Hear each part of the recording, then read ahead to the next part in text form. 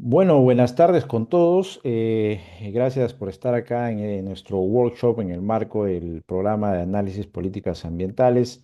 Estamos iniciando la grabación. Los que no han podido venir, va a estar todo grabado para que analicen todos los conceptos que nuestro invitado hoy nos ha traído y otros van a estar sumándose también en el transcurso de la exposición. Hoy tenemos un invitado muy especial. Voy a proceder a leer su currículum. Es Gonzalo Alonso Morales Mendoza, amigo de Lucky, amigo también de mi persona, un intelectual muy importante. Él es de Arequipa, se está conectando, pero voy a leer su el currículum, su reseña. Gonzalo Alonso Morales Mendoza es abogado por la Universidad Católica de Santa María de Arequipa, maestro en Derecho de la Empresa por la Universidad Peruana de Ciencias Aplicadas, maestro de Derecho de la Propiedad Intelectual y de la Competencia por la Pontificia Universidad Católica del Perú, máster en Economía de la Escuela Austriaca por la Universidad Rey Juan Carlos de Madrid, España, con posgrados en análisis de impacto regulatorio y estrategias alternativas de la regulación por la Universidad del Pacífico, Lima, en economía institucional y ciencias políticas por la Friedman Hayek Center for Study of a Free Society de la Universidad del Centro de Estudios Macroeconómicos, UCEMA de Argentina.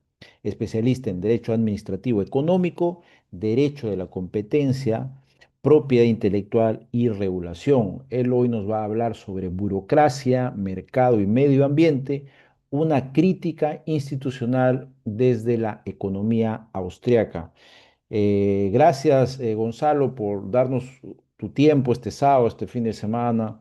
Lo valoramos mucho. Acá están algunos de los estudiantes del programa de formación en análisis de políticas ambientales de Looking, del Centro de Investigación Looking, también otros invitados que están interesados en estos temas, digamos, tanto también desde la visión de la Escuela Austriaca. Siempre invitamos a varios invitados especiales y hoy tenemos digamos, el gusto y el honor de tenerte en la sala.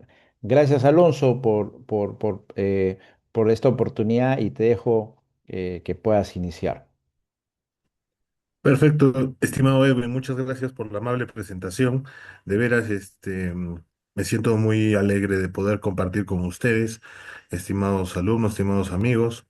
Edwin, agradezco nuevamente la invitación, ¿no? Vamos a proceder a compartir un poco acá lo que tengo preparado, unas diapositivas sencillas, referidos específicamente a nuestro tema del cual Edwin ya nos ha leído el título, ¿no? También agradezco sus sinceras palabras en la presentación, siempre presto a colaborar de la mejor forma posible.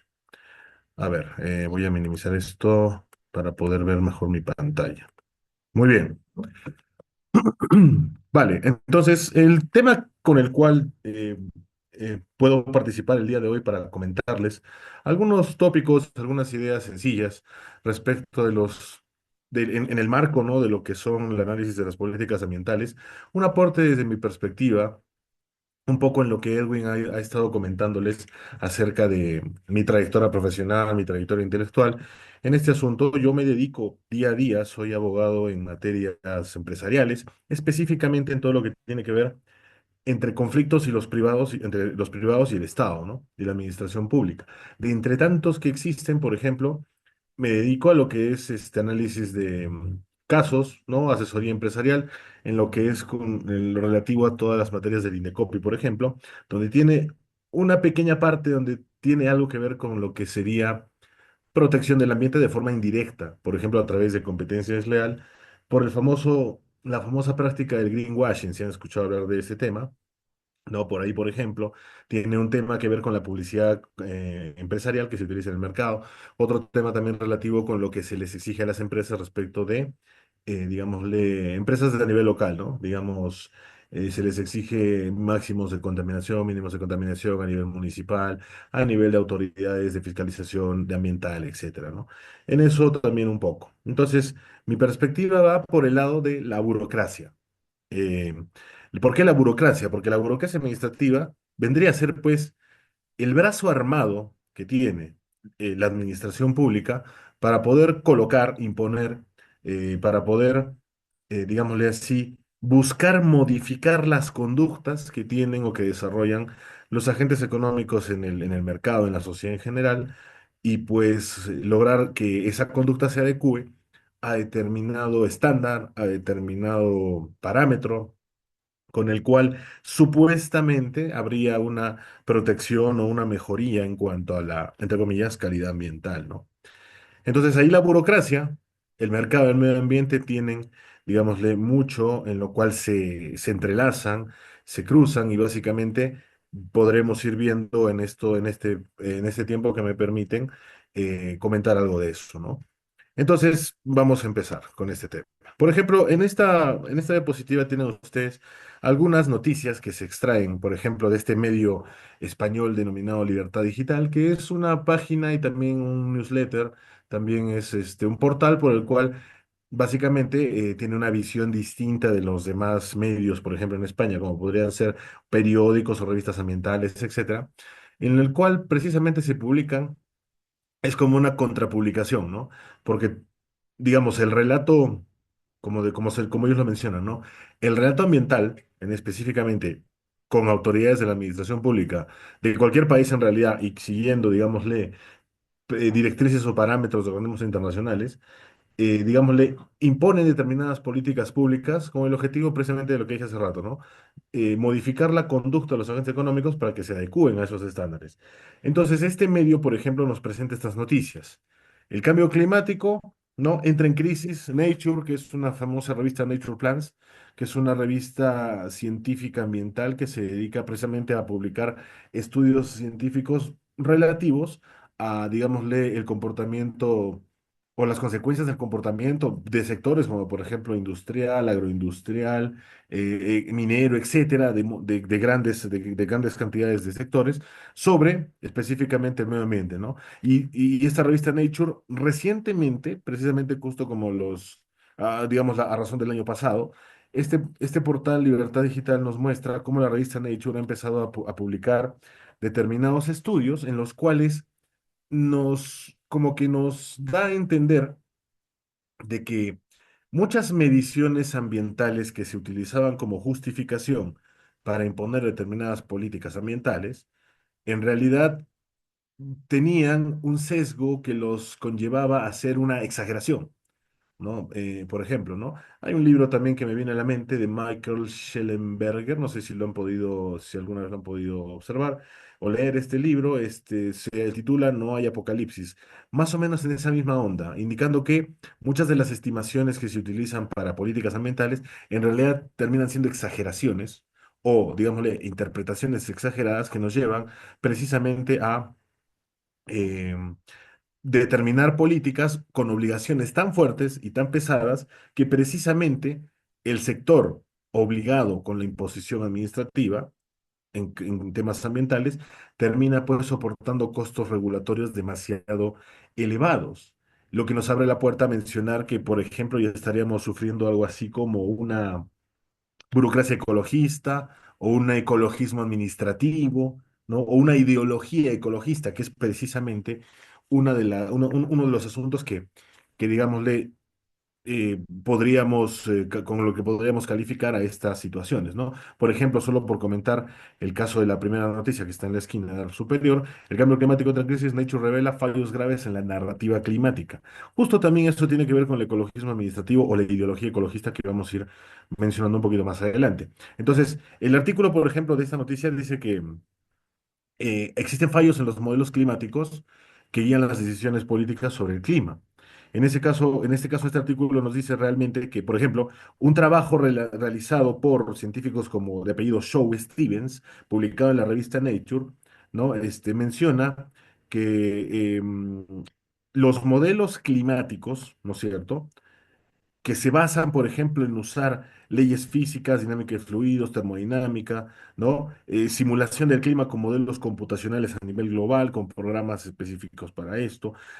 Básicamente que busca también simplificar procesos pequeños, como lo que serían nubes, turbulencias, etcétera, mediante parámetros, tratan de predecir cómo se comportaría el clima futuro. Y el estudio, por ejemplo, mencionado por Shaw y Stevens, ¿no? Que está publicado en la revista Nature, básicamente lo que ha revelado es que que hay una discrepancia entre entre la predicción, lo que se está tratando de adivinar a futuro, y lo que ocurre realmente. Por ejemplo, menciona discrepancias, ¿no? En este estilo, como por ejemplo, enfriamiento en las zonas del Pacífico, donde se esperaba calentamiento, según la predicción del modelo. Cambios atmosféricos en Groenlandia que no han ocurrido, o mejor dicho, que no han sido previstos. No han sido previstos dentro del modelo. Lo que predijo el modelo no se cumplió, o no tuvo, o mejor dicho, no lo pudo prever, digámoslo así. Calentamiento del Ártico más intenso de lo estimado también incluso. Entonces, no significa que evidentemente toda la predicción esté completamente equivocada, sino que no es como el sistema climático que se utiliza, el sistema climático en realidad, lo que conocemos como medio ambiente, clima, es algo difícilmente modelizable, algo difícilmente replicable. En consecuencia, no se podría tener cierta certidumbre respecto a su comportamiento. Eso pone en cuestionamiento precisamente la, la virtud que tendría que tener el modelo para poder predecir mejor, entre comillas, el futuro o darnos una mejor idea en realidad de lo que podría ocurrir.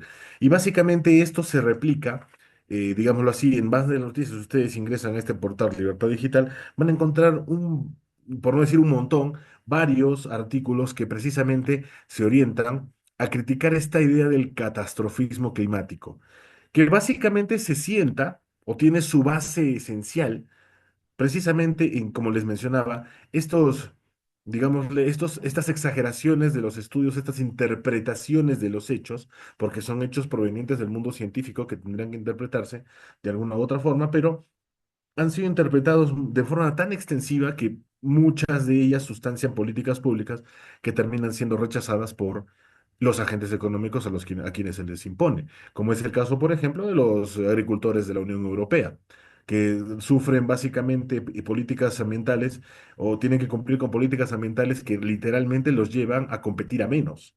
Recientemente hemos visto también las noticias de rechazo de las políticas europeas por agricultores europeos, franceses, belgas, españoles en general, que básicamente protestaban contra los políticos de la Unión Europea, precisamente porque habían acordado, ¿no es cierto? Si ustedes están al tanto, estoy seguro que lo están, habían acordado un pacto de comercial con el Mercosur, al punto de que, imaginen ustedes, un agricultor de un país de primer mundo que termina, digámosle, compitiendo a menos con un agricultor de países de tercer mundo, como son los del Mercosur, que básicamente son unos cuantos países que están en este bloque.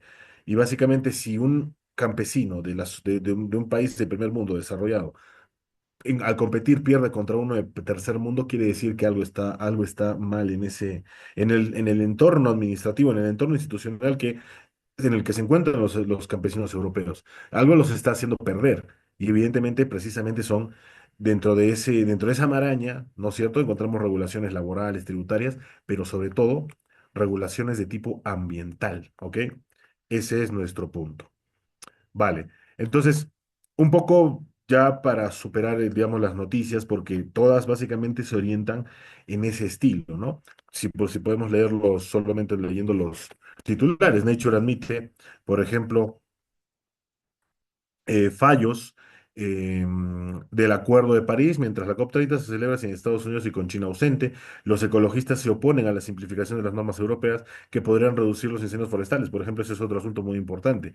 Está relacionado con esta, como les dije, esta ideología ecologista de alguna forma, porque digámoslo así, funcionarios, burócratas, grupos, de algún tipo de grupo de interés por ahí que pueden estar conformado por quizás, digámoslo así, organizaciones ambientalistas que buscan o tienen de alguna manera una, digámosle, algún tipo de representación en lo que son, por ejemplo, o partícipe, mejor dicho, de políticas ambientales, recibiendo algún tipo de subsidio o quizás algún tipo de posibilidad de generar una imposición, un costo sobre la producción de grandes industrias, de empresas, de agricultores, por ejemplo, también se vería muy incentivada a que esa regulación no deje de existir, como lo que pasa con los sindicatos, ¿no?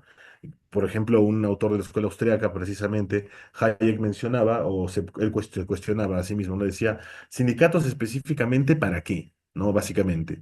Si el sindicato dotado de determinadas facultades legislativas o facultades legales, terminaba básicamente haciendo que el, digámosle, el sector sobre el cual estaba teniendo las prebendas para, entre comillas, representar a los trabajadores, precisamente creaba un grupo de interés que estaba muy, pero muy comprometido con la ejecución de esas normas, de esas medidas legislativas, y que al final, pues, existen y tienen determinados beneficios en grupo, precisamente por esa norma. Algo más o menos así, evidentemente. Entonces, los grupos ecologistas que tienen, por ejemplo, en la zona de Europa, tienen consideraciones muy abiertas y evidentemente se oponen, ¿no?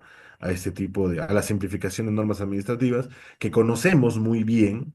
Sabemos que existe una intención siempre y que siempre tiene resultados positivos en la reducción de la burocracia administrativa. Eso es literalmente innegable. El punto sería tratar de justificar o explicar por qué esa burocracia tendría que ser restada, tendría que ser mermada, tendríamos que liberar a los agentes económicos y a las personas en general de la burocracia administrativa. ¿Por qué lo hacemos? Esa es una pregunta que falta completar precisamente porque sabemos que el resultado es positivo. Quitamos burocracia y mejora la situación económica de los agentes económicos y de toda la sociedad en general. Pero la pregunta es ¿por qué eso ocurre? Necesitamos conocer mejor el proceso, precisamente para poder defenderlo mejor. Porque cuando estoy seguro que han escuchado muchas veces en la televisión, en políticos, se debe simplificar administrativamente, se debe reducir la burocracia. Por ahí tenemos una entidad nacional llamada Indecopi, por ejemplo, que tiene la función de, digámosle, eliminar barreras burocráticas, por ejemplo, dentro de las cuales en materia ambiental tenemos también una gran carga precisamente. Pero la pregunta es, sabemos que eso es bueno, pero ¿por qué es bueno? Esa es la pregunta. Porque vivir sin reglas es bueno, más o menos alguien podría pensar eso de la forma más simple, ¿no? Pero no es tanto así, eso es precisamente algo que haría falta en, digámosle, justificar de mejor manera para poder defender la libertad personal, la libertad individual, la libertad económica de mejor forma, ¿no? Pasamos entonces al problema central. ¿El Estado en realidad aquí protege al medio ambiente o en realidad lo empeora? Siempre nos jala como que a los que tenemos pensamiento liberal, básicamente liberal o libertario, nos jala como que la intención a decir que siempre lo empeora, ¿cierto? Sabemos eso, evidentemente, tenemos argumentos para decirlo, y esto precisamente lo que revela es enteramente una tensión, precisamente entre los tres elementos que hemos mencionado en el título. Por un lado, la regulación estatal, ¿no es cierto? Si tratamos de poner un plumoncito por acá.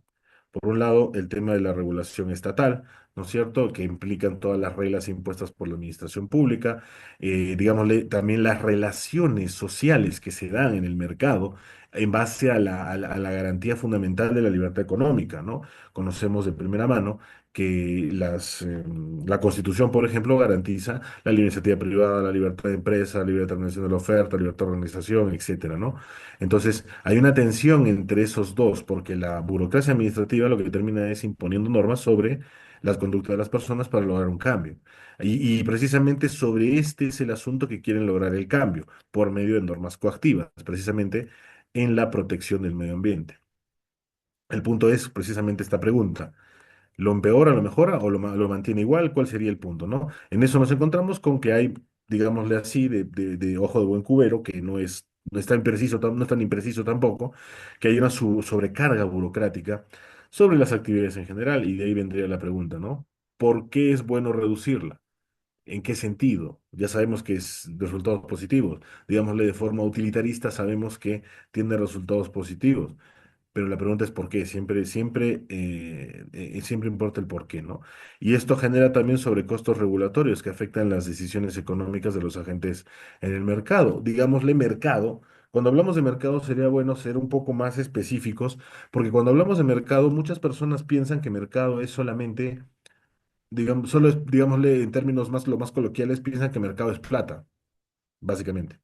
Siempre que ustedes encuentran en algún debate, en algún político, algún funcionario, siempre van a escuchar que mercado le achacan al movimiento económico, ¿no? O movimiento de dinero específicamente. No movimiento económico, movimiento de dinero. Tratan de hablar como que se está hablando, como que se está diciendo algo solamente relativo a cosas, solamente relativo a maximización de beneficios, como mencionan algunos colegas en el mundo neoclásico. ¿no? El neoclásico por la escuela neoclásica y todo esto, ¿no? Entonces, en realidad, mercado, a eso es a lo que voy para pasar al siguiente tema, a la siguiente diapositiva, mercado debemos entenderlo como una gran red, ¿ok? Una gran red de expansión, digámosle, de la coordinación que podemos generar entre seres humanos, en la cual se dan incontables relaciones de intercambio, precisamente que nos ayudan a cooperar unos con otros y entendernos mejor, digámoslo así. Entonces, mercado en realidad es la sociedad civil, ¿no es cierto? Pero entendida dentro de la relación de intercambio, que es, digámosle así, la relación social por excelencia, ¿no? Como menciona el profesor Jesús Huerta de Soto, miembro actual y, digámosle, representante de la Escuela Austriaca de Economía en el mundo, ¿no? En el mundo contemporáneo. Entonces, los costos regulatorios afectan estas decisiones económicas de la gente en el mercado, porque por cumplir una regulación administrativa, tengo que modificar mi conducta. Tengo que invertir más, por ejemplo, en temas de seguridad, en temas de limpieza, en temas de desinfección, en temas digámosle así, otra cosa como calidad que me obligan por norma, o en el caso medioambiental, todos esos temas juntos, ¿no? Específicamente. Entonces, si yo tengo que cumplir con estas normas, evidentemente tengo que, digámosle así, apretar el cinturón para poder cumplir con esas normas, o digamos, disminuir mi calidad de la oferta de mi servicio para poder cumplir con ellas.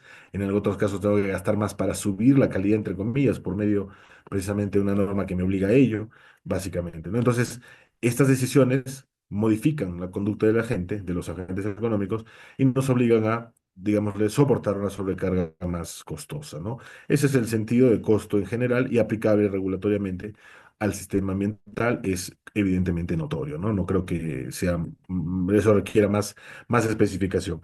Acá tenemos, por ejemplo, ya que estamos hablando de burocracia, si hablamos de burocracia, no podemos dejar de hablar de, digámosle así, aquel personaje, aquel intelectual que incluso inspiró a uno de los grandes, o es uno de los pilares intelectuales de uno de los grandes miembros de la escuela austriaca, que seguirá después, es el señor, en este caso es el señor Max Weber. Max Weber, un sociólogo alemán, que básicamente por excelencia es como que un tótem dentro de la sociología específicamente, pero no es un mal referente respecto a lo que es precisamente la burocracia. Max Weber nos dice básicamente que la burocracia sería una estructura organizativa esencial para la sociedad moderna. Max Weber lo que está diciendo aquí, ojo, siempre hay que analizar lo que mencionan los intelectuales de forma razonable, de forma humildemente, lo más humildemente posible, ¿no? Entonces Max Weber nos dice que es una estructura organizativa esencial para la sociedad moderna. Eso quiere decir que mientras la civilización ha ido avanzando, si uno revisa su libro de Economía y Sociedad, mientras la civilización iba avanzando en, digamos, desarrollo civilizatorio, la burocracia es la forma más razonable, o por lógica racional, como él menciona, ¿no? Justo como está acá, eh, para poder lograr una administración más eficiente comparada con otras de tipo tradicional. Digámosle, otras formas de imposición por parte del poder político, ¿no? Que sabemos que poderes políticos ha habido diferentes formas, ha habido ciudades-estado, ha habido ligas, ha habido clanes, ha habido monarquías, y hay democracia en este momento. Entonces, Estado, básicamente Estado moderno, ¿no? Em, la burocracia administrativa dentro de la sociedad moderna es precisamente lo que nos da esta forma más lógica y racional de organizarnos y se caracteriza por básicamente el tema de la división del trabajo, en la cual se funda el asunto principal de poder organizar una gestión pública democrática sobre la base de funciones asignadas a cada quien, básicamente. Tiene reglas y regulaciones formales, ¿no es cierto? Como mencionamos aquí. Tiene una jerarquía, se basa en una jerarquía, digámosle, de autoridad. Es impersonal el tema de la burocracia porque depende de muchos, digamos, de muchos agentes que se encuentran dentro de toda una estructura, ¿no?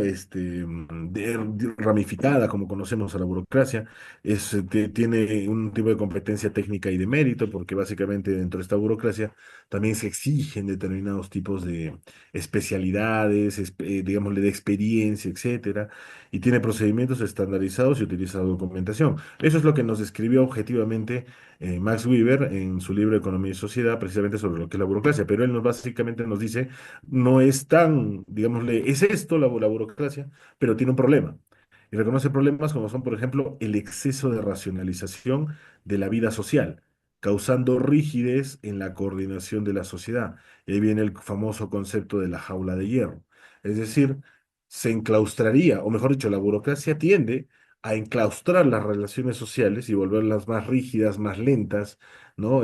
Más congeladas, digámoslo así, resta dinamismo a lo que implica la sociedad en general y la vuelve más estática, básicamente, pues, si pudiéramos conceptualizar de alguna forma. Entonces, Max Weber nos advierte específicamente de esta consecuencia acerca de la burocracia que usamos como un mecanismo lógico racional dentro de la sociedad moderna, ¿no?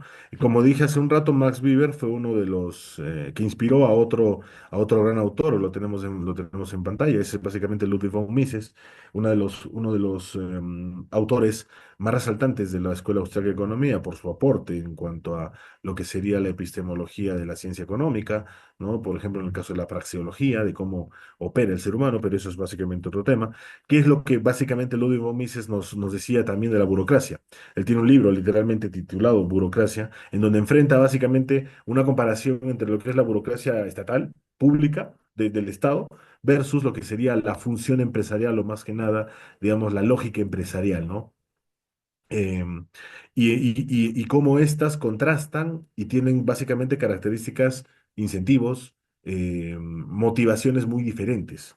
Mientras una responde a la lógica del incentivo para, digámosle, pasar de una situación menos beneficiosa a una más beneficiosa, empleando la lógica de la acción humana, es decir, yo o un ser humano cualquiera, ¿no? Con el uso de sus facultades racionales, dice, yo quiero básicamente obtener un fin, desarrollar mejor dicho, quiero lograr un fin que considero valioso y para ello empleo medios que básicamente considero también valiosos. Ese es digamos, de una forma muy resumida de lo que es el teorema de la acción humana, que precisamente radica en su esencia de la epistemología de Ludwig von Mises, para el estudio de las ciencias sociales y específicamente de la economía. Entonces, compara esta función empresarial individual para mejorar nuestra situación actual y convertirla en una mejora a futuro con lo que sería la función administrativa, la función burocrática, la función pública, en la cual el incentivo institucional es completamente diferente.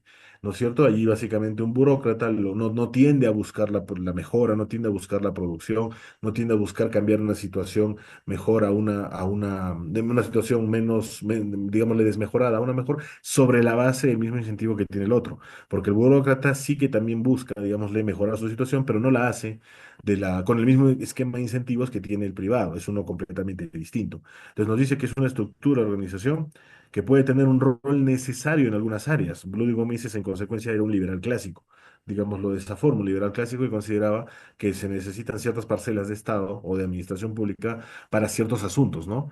Justicia, seguridad, cosas elementales como liberal clásico que él era. Y básicamente solo puede tener un rol en algunas áreas, pues tiende a limitar la libertad individual y la eficiencia económica. Es decir, la burocracia tiende a ralentizar precisamente esa capacidad innata que tiene el ser humano para ser creativo, productivo, ¿no es cierto?, para cooperar con sus semejantes en búsqueda de una mejor situación. Entonces, Luis Mises en este librito Burocracia nos explica ese asunto, ¿no? Y dice que la ineficiencia de la burocracia tiene ineficiencia. Básicamente porque hay ausencia de cálculo económico, que también es otro problema de la administración pública. No puede emplear propiedad privada, dinero, libres intercambios, como los usa un privado. Tiene que seguir procedimientos muy rígidos, tiene que seguir órdenes digámosle, de funcionarios que están superior jerárquicamente. Entonces, todo ello le complica la posibilidad de avisorar hacia el futuro cómo emplear los recursos de mejor manera. Entonces, carece precisamente de esta facultad del cálculo económico. También justamente lo que decía, distingue entre la administración pública y la administración empresarial, ¿no es cierto? Existe un riesgo latente de siempre tender a crecer la burocracia, a ser básicamente megalómana. Eso es algo que también influencia del propio Max Weber, perdón, y limita la libertad individual y básicamente habla de una burocracia necesaria que vendría a ser del rol necesario en algunas áreas versus una burocracia invasiva, que es la que tiende a ser precisamente la más voraz, que tiende a alimentarse a sí misma, producto de regulaciones cada vez, digámosle, más empantanadas. Una regulación fuerte tiende a crear otras regulaciones más pequeñas que digámosle, la fortalecen en cuanto a su presencia, imposiciones y la incapacidad precisamente para solucionar problemas, es decir, por eso entrampa las relaciones sociales. Y aquí nos advierte Ludwig von Mises que la burocratización de la sociedad conlleva a volcar, ¿no?, los males que tiene la administración pública al ámbito de las relaciones privadas. Ahí, por ejemplo, yo puedo identificar este asunto de lo cual nos advertía Ludwig von Mises, por ejemplo, en el esquema de las asociaciones público-privadas. Si conocen esta forma de, digámosle, semiconcesional que utiliza la Administración Pública Nacional para encargar proyectos grandes, sobre todo de infraestructura, por ejemplo. Allí se asume que la parte privada, empleando su cálculo económico, empleando sus facultades para poder, digámosle, solventar costos de forma más rápida, tomar decisiones más rápidas, se asume que eso va a dotar precisamente al proyecto de un dinamismo mayor. Pero hay un problema, justo lo que nos advertía Ludwig von Mises. Eso, esa mezcla peligrosa, evidentemente, lo que va a traer es hacer que lo que en el sector público tiene de problemas lo vuelque a la administración privada y evidentemente ahí se crean grupos de interés. No podemos olvidar el caso Odebrecht, precisamente, que abusó de este sistema de las asociaciones público-privadas porque le permitían básicamente controlar de alguna forma la incidencia sobre la burocracia. Ese es un problema que nos advierte Ludwig von Mises. Luego tenemos a uno de los discípulos, o mejor dicho, el discípulo, creo yo, más brillante de Ludwig von Mises y también más trascendental, es el economista austriaco Friedrich August von Hayek, básicamente por quien yo particularmente me siento muy influenciado en cuanto a mis ideas y la perspectiva que tengo, ¿no? Hayek básicamente es famoso por ser Premio Nobel de Economía en 1974, si lo conocemos, incluso él hizo en su discurso de recepción, digámosle, un cuestionamiento a la idea de los premios Nobel y a la pretensión del conocimiento, precisamente, ¿no? Pero precisamente Hayek le dieron el premio Nobel por más de una razón, por más de un trabajo, digámoslo así. Uno de estos fue Camino de Servidumbre, en el cual ya nos hablaba de precisamente la planificación burocrática. Este libro, Camino de Servidumbre, como lo conocemos, como conocemos esta obra, en realidad básicamente es como si fuera un manual, ¿ok? Un manual, pero obviamente no es la intención de él, ¿no? Es como si fuera un manual de cómo destruir sociedades. Él relata en este libro qué camino de servidumbre hay que seguir precisamente para destruir la civilización. La está describiendo enteramente. Entonces, y nos advierte, por ejemplo, uno de los asuntos es el tema de la burocracia, que dice que no solamente es una forma de estructura administrativa, sino que específicamente es una manifestación de la tendencia hacia el autoritarismo y el control centralizado que amenaza las libertades individuales y la prosperidad. Entonces aquí nos está hablando de su famoso problema del conocimiento, ¿no? Friedrich von Hayek, en cuanto a su epistemología, en su aporte a la epistemología de las ciencias sociales, él menciona que en realidad los problemas en ciencias sociales en general, sobre todo en tema de la economía, es un problema de falta de conocimiento, en realidad, falta de conocimiento e información. ¿Qué quiere decir ello? Que básicamente, por ejemplo, la sociedad se organiza por división del trabajo, por división del conocimiento específicamente, por el cual cada ser humano existente aporta, digámosle, al proceso civilizatorio un pequeño grano de información con el cual la cooperación se hace más grande en cuanto más seres humanos seamos, porque cada uno está aportando más conocimiento al desarrollo de la civilización. Entonces, ¿él qué nos dice respecto de la burocracia en cuanto a esa idea, ¿no? Como acá lo vemos. Nos dice que la burocracia carece de esta información y por ende del conocimiento sobre cómo gestionar sectores. En este caso, la burocracia ambiental también tendría ese mismo problema, porque carece de información y conocimiento para poder darle un contenido coordinador al mandato coactivo que tiene la burocracia ambiental. Ese término, esa expresión es del profesor Guarda de Soto, si revisen ustedes sus clases, ¿no? Cómo no se puede dar un contenido coordinador a los mandatos de la administración pública, precisamente porque la información que necesita esa administración pública es una información que aún no existe, que se va a crear en el futuro y con la que cuenta en ese momento, ¿no es cierto? Es una que ya ha quedado desfasada al segundo siguiente, en términos sencillos. Es decir, esa información que tenemos los seres humanos de a pie, por el cual todo el tiempo nos estamos relacionando, intercambiando, esa información va cambiando.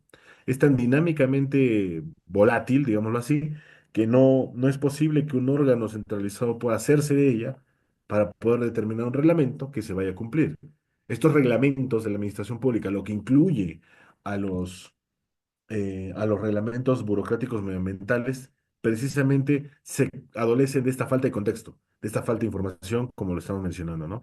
Entonces, en sintonía se encuentra con otro gran jurista, como fue el gran Bruno Leoni, nacionalidad italiana, y el propio Mises.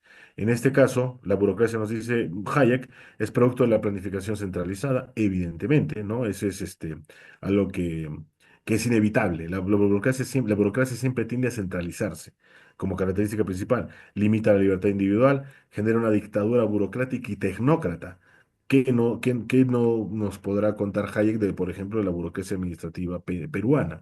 En este caso, a nivel laboral, a nivel tributario, a nivel administrativo, a nivel ambiental, etcétera, ¿no? Entonces, la tecnocracia con la que contamos en estos sectores, en estas planificaciones centralizadas como ministerios, direcciones regionales, municipios, organismos especializados, precisamente abusan, digámosle, del término de la tecnocracia, como una pretensión del conocimiento, que es un aporte de Hayek precisamente, criticando con lo que criticó su premio Nobel específicamente, diciendo la posibilidad de decir que hay un conocimiento por encima de otros y que este conocimiento de algunos especiales iluminados va a poder, pues, brindar mejores oportunidades, va a poder brindar más luz a la vida de los demás, es altamente una pretensión de conocimiento o Pretense of Knowledge, como como se titula en su obra en inglés original, ¿no?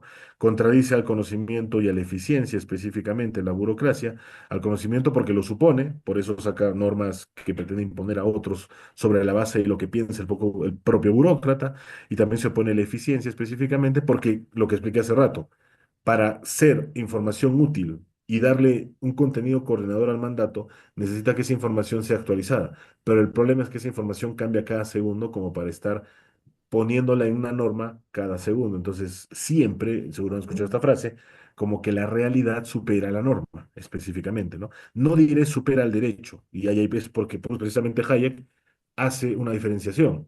Una cosa es ley en sentido material, lo que conoceríamos como law, lo que conoceríamos como derecho, y otra cosa es reglamento administrativo o ley en sentido escrito, básicamente, ¿no?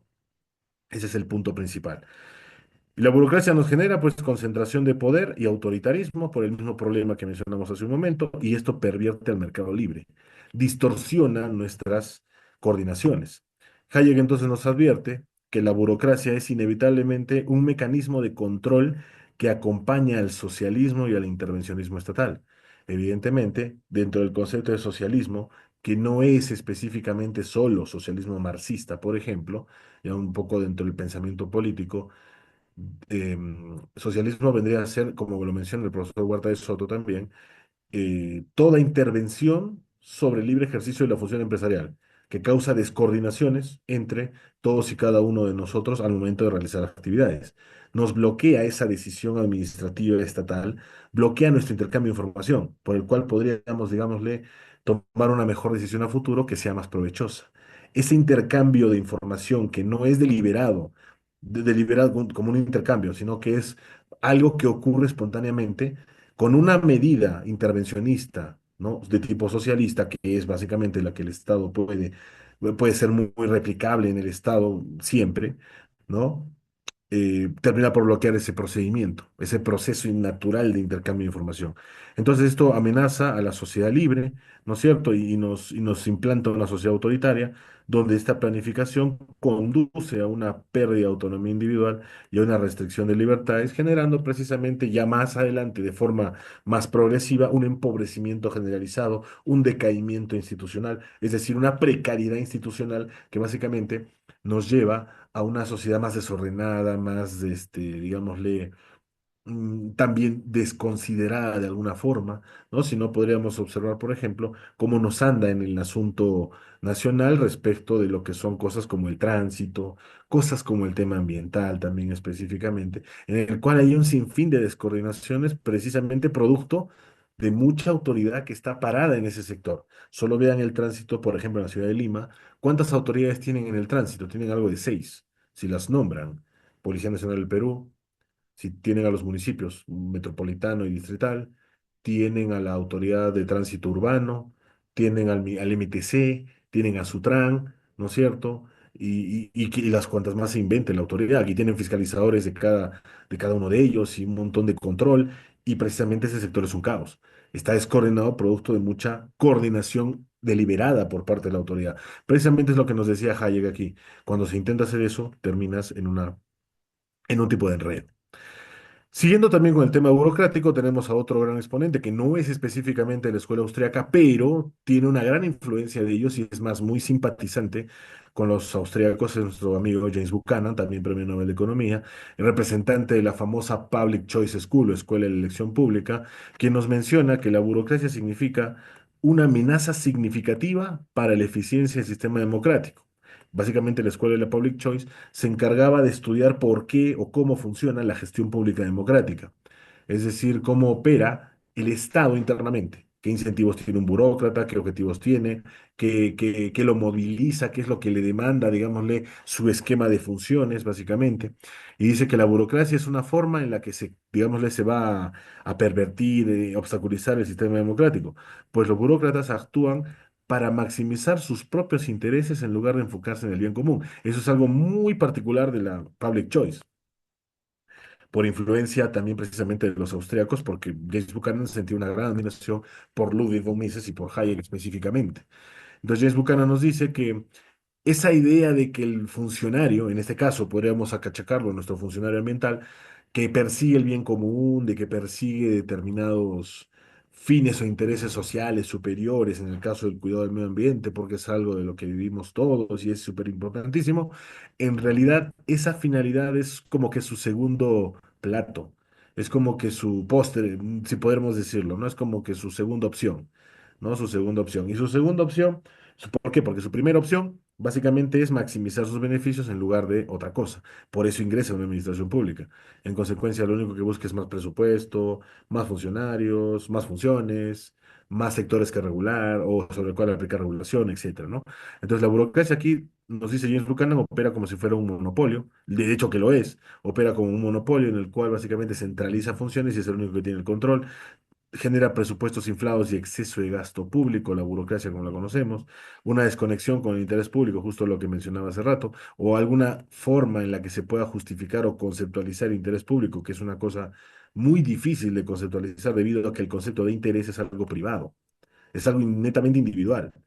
Hablar de interés público es usar como una especie de eufemismo para, digámosle, justificar muy suavemente una intervención por parte de una autoridad. Eso es interés público en términos sencillos, o en términos, digámosle, en términos objetivos, ¿no? También genera pérdida de eficiencia del sistema democrático, evidentemente, y básicamente los efectos que conocemos de la gestión pública democrática, racionalidad de la ignorancia, no todos básicamente conocemos lo que, digamos, el efecto de nuestras decisiones, por ejemplo, al momento de votar, ¿no? Los grupos privilegiados de interés, que son aquellos que se forman precisamente alrededor de regulaciones porque les dan beneficios, representación no vinculante, uno no puede reclamarle al gobernante la promesa que hizo en campaña, pero evidentemente no hay contrato, no es como una relación civil, miopía gubernamental, específicamente porque el funcionario solo está pensando en su próxima elección, o su próximo cargo, o su próxima acción, pero no está pensando en un asunto de interés público, como siempre nos dicen. Entonces hay una carencia completa de incentivos a la eficiencia que deliberadamente nos lleva a básicamente contar con autoridades que no solucionan problemas, ¿no? Ese es el punto. Entonces, en la burocracia ambiental ocurre específicamente ese mismo asunto. Y Buchanan nos dice que em, nos da cuenta cómo es que la organización burocrática se retroalimenta, pues funciona al margen de las decisiones que colocan los recursos sobre la mesa. Funciona al margen de quien paga los recursos con los que se financia la propia burocracia, o sea, al margen del contribuyente. Y por ende no se puede limitar a sí misma. Eso es algo completamente cierto. Es absurdo, por eso lleva a cuestionar, por ejemplo, que el Estado busque reducir la burocracia, sobre todo con un procedimiento administrativo ante Indecopi que busca limitarla. Eso es como que yo lo veo personalmente, y me he dedicado mucho tiempo a esa materia, yo lo veo básicamente como un perro que persigue su cola eternamente y nunca la llega a alcanzar. En consecuencia, eso pues me parece una idea absurda de que el Estado te prometa reducir la burocracia que él mismo genera. Eso es, en mi opinión, eso es bastante caótico, ¿no? Y aboga por controles normativos. En lo ambiental los observamos plenamente. Pasando ya de los autores que nos hablan un poco de burocracia, para sintetizarlos de alguna manera, tenemos a Weaver, Mises, Hayek y Buchanan, como se menciona, como se dice específicamente, nos dice que la burocracia en realidad en relación con la economía genera distorsiona los incentivos en realidad. Si tenemos un incentivo a lograr una maximización económica de alguna forma, con la burocracia administrativa que se nos genera, eso básicamente nos distorsiona la idea de beneficio que podamos obtener tanto de los costos como que debamos solventar para lograr ese beneficio. Entonces como que nos mueve el tablero y nos marea, nos desvía de nuestro objetivo. Genera costos que tenemos que soportar, produce evidentemente la informalidad ante el inevitable rechazo de la regulación administrativa y, por qué no, en nuestro gran caso, el asunto ambiental, como es el caso, por ejemplo, de la minería, ilegal e informal. Ambas representan un rechazo directo sobre las normas precisamente porque la institucionalidad de lo que vendría a ser, digámosle, por el tema del medio ambiente, no se encuentra pegado a instituciones, por así decirlo, que le lleven un destino, digámosle, más seguro, que le lleven o que le acompañen para solucionar los problemas precisamente que se generan a nivel del uso de los recursos. Entonces, la burocracia en este caso no termina siendo neutral, no puede ser neutral jamás, tiene efectos económicos reales sobre la conducta. Y yo creo que ya estamos bastante creciditos en el Perú, o bastante avanzados en los problemas que causa la burocracia, como para seguir negando esto. Porque de hecho estoy seguro que han escuchado políticos que mencionan que hay que hacer más controles, hay que hacer más oficinas administrativas, hay que contratar más personal, etcétera, etcétera. O sea, quieren hacer lo contrario a lo que estamos diciendo. Quieren aumentar la burocracia para, para en su lógica formal, ¿no es cierto?, llegar a tener mejores resultados, lo que no tiene sentido. Llevamos ya mucho tiempo en eso, hay que cambiar el rumbo, hay que cambiar las ideas, yo creo. Entonces, las personas, ¿por qué? Porque las personas no, el objetivo de las personas no es seguir normas. Esto es algo bien praxeológico, esto es algo muy austriaco. Las personas no buscan cumplir normas. Las personas lo que buscan es conseguir beneficios, reducir costos.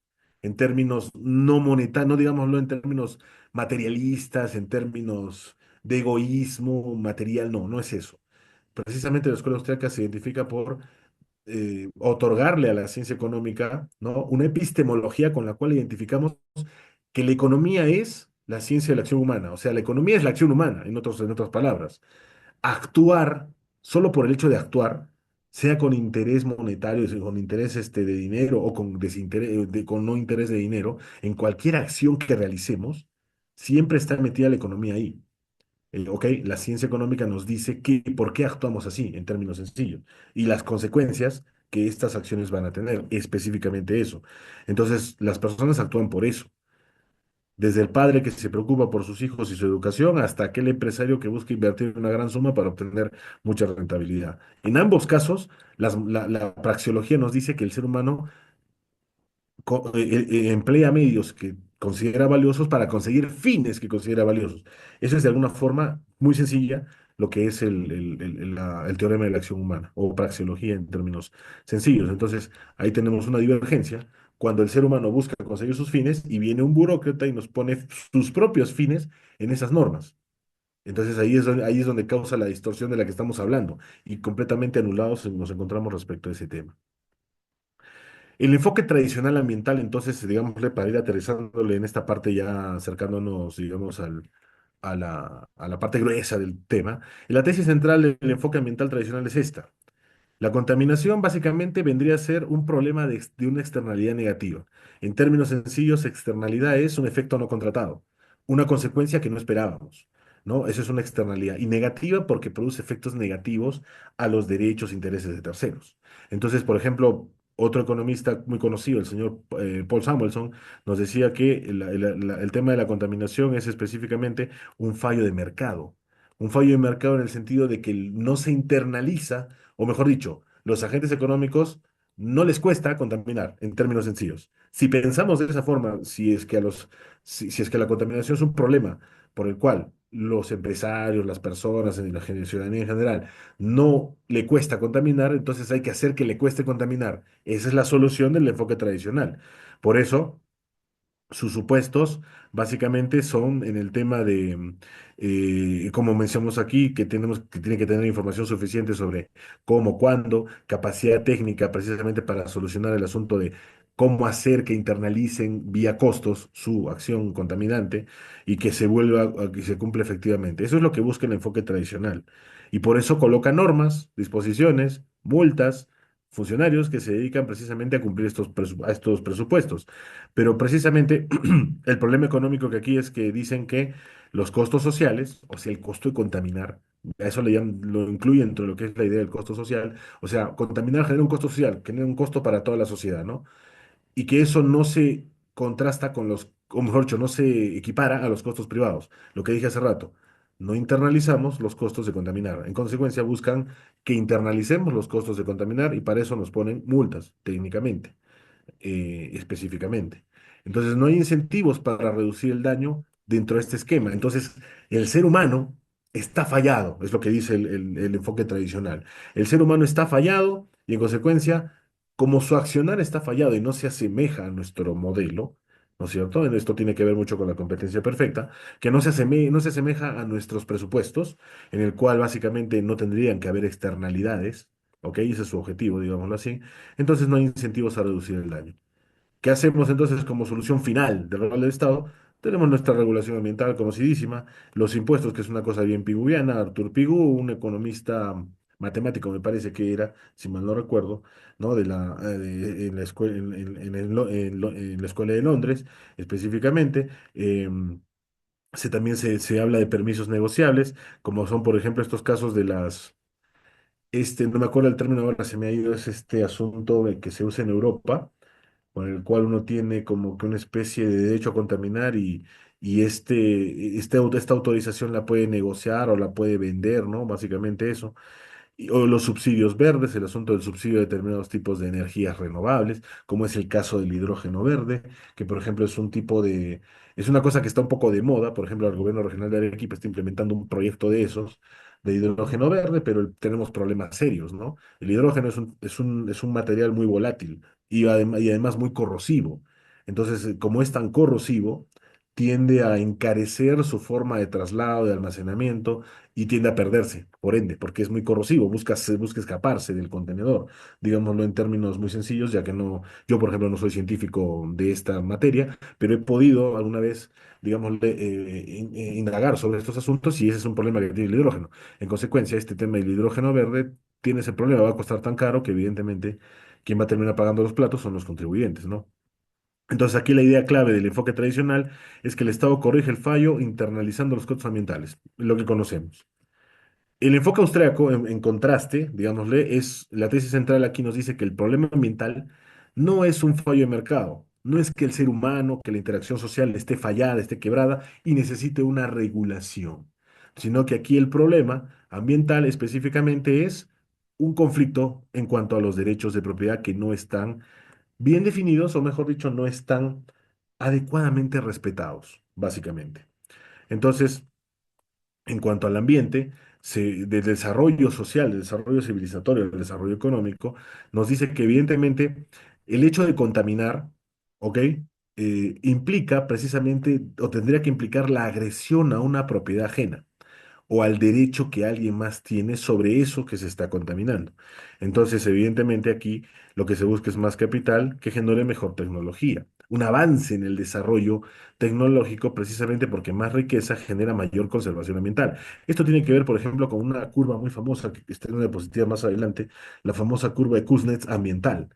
Esta curva de Kuznets ambiental básicamente nos dice que mientras más se invierte mejor dicho, que si un país va subiendo en su desarrollo económico, de pasar a ser país subdesarrollado, mientras va subiendo en la curva, básicamente empieza a encontrar mayores costos ambientales o contaminación. Pero una vez que llega a determinado punto de la curva y empieza, digámosle, a invertir a cierto nivel y pasa a un desarrollo superior, desarrollo económico superior, básicamente después de ese punto, la contaminación empieza a bajar, empieza a descender. ¿Producto de qué? Precisamente de una mejor tecnología, de insumos menos contaminantes en la producción. Y países del primer mundo ocupan pues un puesto muy interesante respecto de esta producción menos contaminante. Es precisamente lo que nos aporta como estudio empírico lo que hizo este economista de apellido Kuznets, Simon Kuznets, si mal no recuerdo, precisamente nos aporta esa idea, ¿no?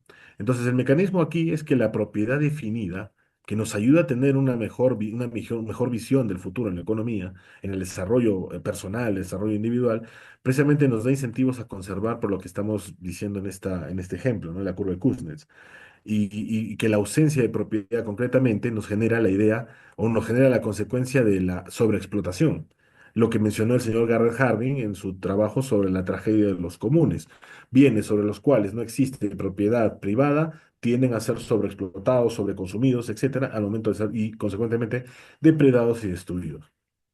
Entonces, el enfoque austríaco nos ayuda a entender que el mercado, como una red de intercambios a gran escala, coordina mediante precios e incentivos cómo solucionar ese asunto de la contaminación. En realidad es un enfoque completamente alterno y distinto al enfoque tradicional que hemos estado mencionando, en el cual, si se nota la lógica, dicen que es un problema de que la sociedad está fallada, el ser humano está fallado, en consecuencia necesita una regulación específica que le ayude a internalizar los costos. Por otro lado, el enfoque austríaco basado en los, por ejemplo, en los aportes que hemos estado mencionando de Mises, Hayek, por ejemplo, de que en realidad no es un problema de fallos del mercado, porque evidentemente eso sería decir, es una fatal arrogancia decir que la sociedad está fallada. Y en consecuencia las reglas que yo me invento como burócrata van a arreglarle la existencia. Eso es precisamente pretensión del conocimiento, que nos falta conocimiento incluso que no tenemos y por eso la regulación ambiental no tiende a funcionar específicamente. Entonces aquí hay una crítica precisamente por la falta de información que no tiene el Estado, la posibilidad, también la imposibilidad del cálculo económico que el Estado no tiene para llevar a cabo determinadas políticas en corrección, ¿no?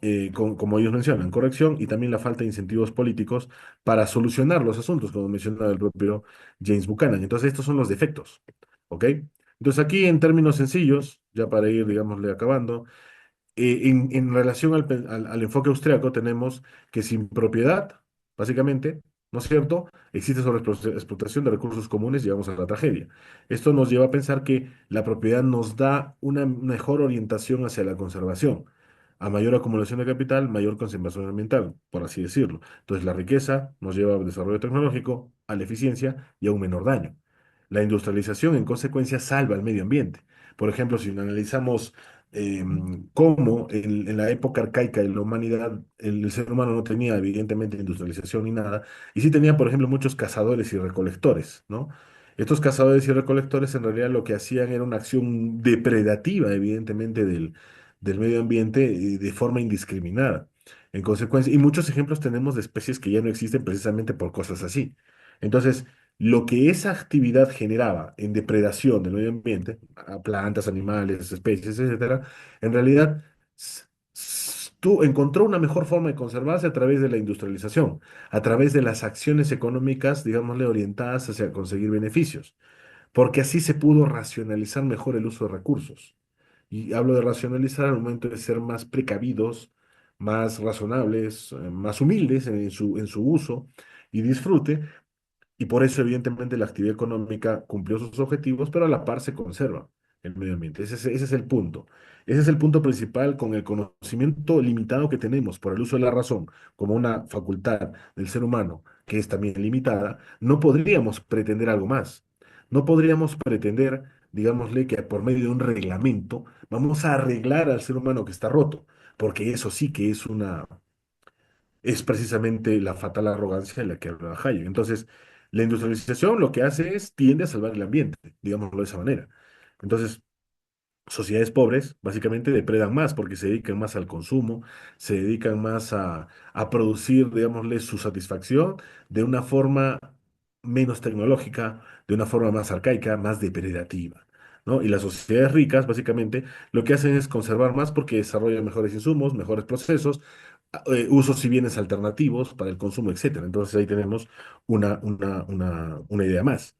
Y finalmente, entonces, más riqueza, mejor tecnología nos genera mayor conservación. Justo aquí está la curvita de Kuznets, que les estaba mencionando hace un rato, ¿no? Economistas, digamos, de economías preindustriales, en las que predominaba precisamente una forma de producción no industrial, sino más mecánica, más arcaica, etcétera, etcétera. Entonces se veía cómo iba subiendo y se encontraban mayores puntos de contaminación ambiental o deterioro ambiental.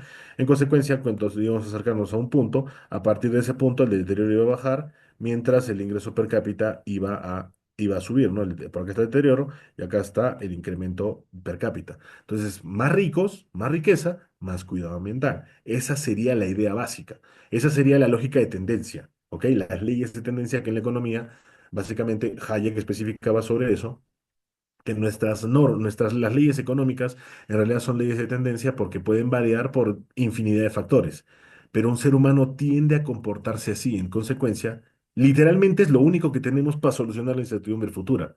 Si no tuviéramos eso, literalmente no tuviéramos la posibilidad de razonar de esa forma, estaríamos, yo creo, muy mal. Pero gracias a Dios tenemos esta capacidad creativa, esta capacidad para razonar abstractamente y, digámosle, tender a eso. Lo contrario a eso es precisamente lo que estábamos viendo acá, el enfoque tradicional. Presumir que ya tenemos información, que ya tenemos recursos dados, que ya tenemos todo como que calculado y en base a este reglamento vamos a solucionar el problema. Eso precisamente es lo que en un mundo de una incertidumbre ineradicable absolutamente es lo que nos lleva precisamente a no solucionar nada, como la burocracia ambiental observamos. Entonces aquí hay una crítica final al ecologismo. No es básicamente en realidad el ecologismo es en realidad una ideología, es lo que decía hace rato, no es una preocupación ambiental solamente, sino es una ideología política que legitima la expansión del poder estatal sobre la economía y la sociedad. No solo describe problemas ambientales, porque eso sí lo hace, ¿no? Eso sí lo reconocemos. El problema es cómo propone cómo debe organizarse la sociedad para solucionar ese problema supuesto ambiental. Entonces funciona como una ideología política, porque nos dice qué hacer, nos busca modificar la conducta justifica una acción política. Entonces, tiene siempre una narrativa de crisis permanente, no es novedad, me parece que eso sí lo tiene muy claro. Tiene una dimensión moral, habla de conductas correctas e incorrectas, por ejemplo. Tiene un carácter doctrinario. Nos busca el cambio del modelo económico. No es raro que hayan escuchado que el capitalismo es culpable de los males ambientales del mundo, la depredación, etcétera. No es raro. Entonces termina siendo una ideología política que busca la expansión del Estado. Eso quizás es una mejor forma de ver en cuanto al enfoque tradicional, que básicamente nos busca legitimar este asunto. Y tiene una función política, expande la regulación y la burocracia, que estamos mencionándola, ¿no? Como una forma de organizar racionalmente la sociedad. Justifica la intervención estatal, limita las decisiones de mercado y de consumo. En cuanto a crítica económica, lo que hace es ignorar los incentivos y la propiedad, porque en el enfoque tradicional, vemos, no habla de propiedad de ningún lado. Habla de una falta de internalización de los costos que implica contaminar. En consecuencia, ¿pero por qué? Sobre la esencia de que el ser humano está fallado. Por eso hablan de fallos del mercado o fallos de la sociedad, que sería un poco más sincero si lo colocan de esa forma. Entonces desconoce el rol del capital en la conservación. Es algo esencial, como lo mencionaba la curva de Kuznets en un momento hace un momento, como el deterioro ambiental reduce cuando se aumenta la inversión y el ingreso per cápita. Busca sustituir al orden espontáneo del mercado, que implica evidentemente el orden espontáneo de la sociedad, ¿no es cierto?, por un orden coordinado, planificado, centralizado, que es el de la burocracia. Entonces, la preocupación ambiental se convierte entonces en un argumento para ampliar el control político de la economía en general. Y eso es lo que observamos con tanto reglamento, con tanta imposición, con tanto estándar paramétrico respecto de la, digamos, la coordinación de acciones económicas, ¿no? Es un fallo del Estado enteramente, el ecologismo como una ideología política, porque no protege derechos de propiedad, más bien termina agrediéndolos o también los limita, regulándolos arbitrariamente. Esto es esencial. Arbitrariamente porque actúa fuera del conocimiento que no tiene, como hemos visto, ¿no? Como nos mencionaba Hayek. Sin el conocimiento, ¿cómo puedes generar una regulación? Y ese conocimiento nunca lo vas a poder obtener porque es una cosa que está dividida entre tantos seres humanos existen que básicamente para poder tenerlo, tendrías que tener las características de Dios. Tendrías que ser omnisciente, omnipotente y omnipresente, para saber absolutamente cómo cada grano de arena se tiene que articular y sacar una norma a ese estilo. Pero el burócrata no es Dios, precisamente, ¿no? El resultado, contaminación masiva es lo que tenemos. Tenemos un sinfín o un número elevadísimo de regulaciones administrativas ambientales, pero también tenemos una contaminación masiva. ¿Cómo es posible si el objetivo era racionalizar o mejor dicho, internalizar las externalidades mediante un reglamento o poniendo impuestos o regulaciones pesadas para que internalicen las consecuencias de sus actos? Si han seguido su camino de manual, los queridos amigos del mainstream, ¿cómo tenemos una contaminación, digámosle, elevada en contraste con sus estándares? Ahí, por ejemplo, nos damos cuenta que por esa falta de conocimiento no tiene buenos resultados y esos malos resultados obligan a endurecer más la regulación. Entonces, por eso dije que la regulación burocrática es básicamente voraz y se alimenta a sí misma.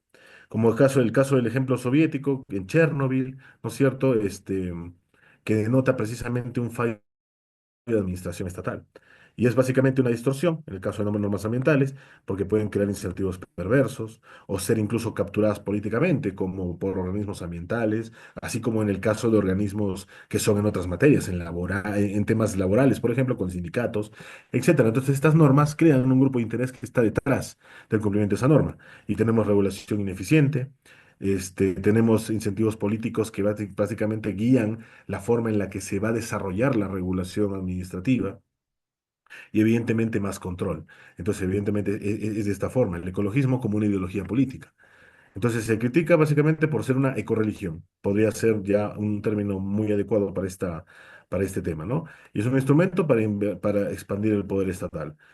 Así se genera un tema de regulación ineficiente porque son reglas uniformes para un sinfín de situaciones distintas, no consideran el contexto, por eso dije que era acontextual o sin contexto.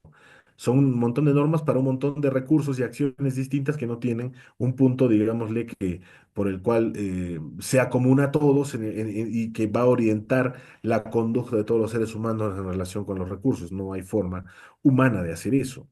Entonces, de un tema de incentivos políticos, los burócratas no asumen los costos de la regulación que imponen, estas decisiones no están alineadas con la eficiencia porque están distorsionadas, como hemos dicho, ¿no?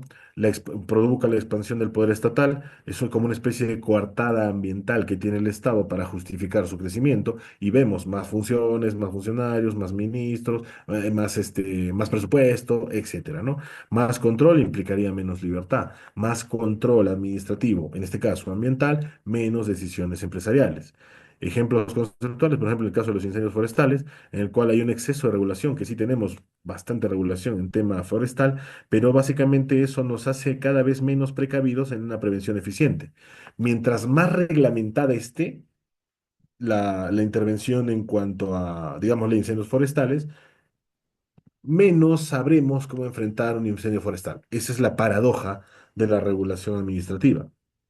¿Por qué? Porque esa regla rígida de la jaula de hierro de la que habló Max Weber, precisamente nos hace enfrentar las situaciones a futuro con menor expertise, con menor agilidad, con menor inventiva, con menor creatividad y con menos incentivos a hacer precisamente a obtener algún tipo de beneficio de eso, porque se convierte en un reglamento que tiene que ser cumplido a costa del presupuesto, a costa de lo que sea. Ese es el asunto final sobre esto. Entonces, tenemos que tener también límites razonables dentro del enfoque, como lo mencionaba Hayek alguna vez. Existen bienes globales, como por ejemplo el aire, por ejemplo, es un bien sobre el cual no puede existir, digámosle, un clásico sistema de privatización, no podría darse porque no es necesario economizar sobre el aire. Es un bien tan superabundante sobre el cual la escasez no aplica en términos razonables. Consecuencia, ahí habría pues una explicación. El tema de los costos de transacción sobre los determinados bienes o recursos ambientales que se presentan como impedimentos a la realización de actividades consensuadas de comercio e interacción, como el caso, por ejemplo, de propiedad sobre el mar o propiedad sobre ríos o lagos. Es más difícil colocar fronteras en ese tipo de bienes que, por ejemplo, en los bienes que utilizamos todos los días. Como, por ejemplo, ustedes hacen un consumo rival de su celular e impiden por exclusividad que otra persona lo utilice. Es más fácil hacer esto que en un bien de ese estilo. Pero eso no quiere decir que debamos dejar que la administración pública se encargue de estos bienes, porque precisamente todos los problemas que le hemos visto a la burocracia ambiental y sus decisiones son los que terminan por depredar estos recursos. No olvidemos el caso famosísimo del mar Aral, en el que estaba en la Unión Soviética, que fue literalmente un mar que era metido dentro del territorio, que básicamente ya no existe, el día de hoy es un pequeño charco, porque fue utilizado por los soviéticos para su industria del algodón, que era en su industria del tema de la guerra y en el tema de administración de los servicios que brindaban a la comunidad colectivamente, ¿no? Y terminaron secando este mar por una forma depredativa en la que utilizaban el recurso, precisamente desligada por completo de la propiedad privada, del sistema de precios y todo eso que nos hace ser más razonables, ahorrativos, conscientes de la escasez, ¿no? Específicamente. Luego tenemos y finalmente la necesidad mínima de regulación, que es básicamente el asunto, pero siempre dentro de un enfoque praxeológico institucional alejado de los excesos del cientismo. El cientismo es algo que Hayek acusaba precisamente a estos que pretendían tener todo el conocimiento. Es decir, que el científico, por ser científico, por utilizar la matemática, determinadas ciencias, ya estaba en una posición por encima de todos los demás para decirles qué hacer y que sus decisiones, sus hallazgos, sus elucubraciones tendrían a ser un conocimiento superior y mucho mejor que el de los demás. En consecuencia, su método aplicarse a toda la realidad. Eso es precisamente a lo que Hayek acusaba en estos pretenciosos del conocimiento, que son precisamente los expertos de un ministerio, los expertos de la academia, los expertos en general. En consecuencia, esta regulación tiene que ser, digámosle, derecho realmente, no regulación artificial como un reglamento, sino derecho en término material, en términos de derechos de propiedad, por ejemplo. Y lo que más se le parezca a eso, en cuanto a bienes donde sea difícil hacer una administración competitiva, como ríos, mares, lagos, etcétera, allí lo que tendría que hacerse es o tener la opción de poder, digámosle, acercarnos lo más posible a un sistema de propiedad privada. Eso también lo aconseja el profesor Jesús Huerta de Soto en cuanto a este tema. Y como final, conclusiones, el problema entonces de la contaminación ambiental en relación con la burocracia en realidad es un problema institucional. No es un problema de fallos de la realidad o fallos del mercado, como dicen los economistas del equilibrio, que son los que sustancian las ideas del enfoque tradicional para hacernos internalizar nuestras consecuencias, nuestras acciones vía impuestos, vía sanciones, etcétera. Porque también las sanciones ya está empíricamente demostrado al menos de que no desincentivan en la comisión de infracciones. Derechos de propiedad más incentivos que se adecúen a los contextos de los actos económicos, empleando información y conocimiento dividido entre todos y cada uno de ellos. Es decir, ser más respetuoso con lo que implica la división del trabajo y del conocimiento y alejar un poco estas pretensiones de lo que serían pues un omnisciente ser humano que sabe por encima de todos los demás cómo solucionar un problema, en este caso el problema ambiental, es decir, dejar de depender de un ministerio con mil funciones y mil organizaciones debajo que nos va a decir cómo cuidar mejor un lago. ¿No es cierto? Ese es el tema aquí. Y también reglas en el sentido material, ¿no? Eh, Antes que regulación artificial, reglamentos gubernamentales, ¿no?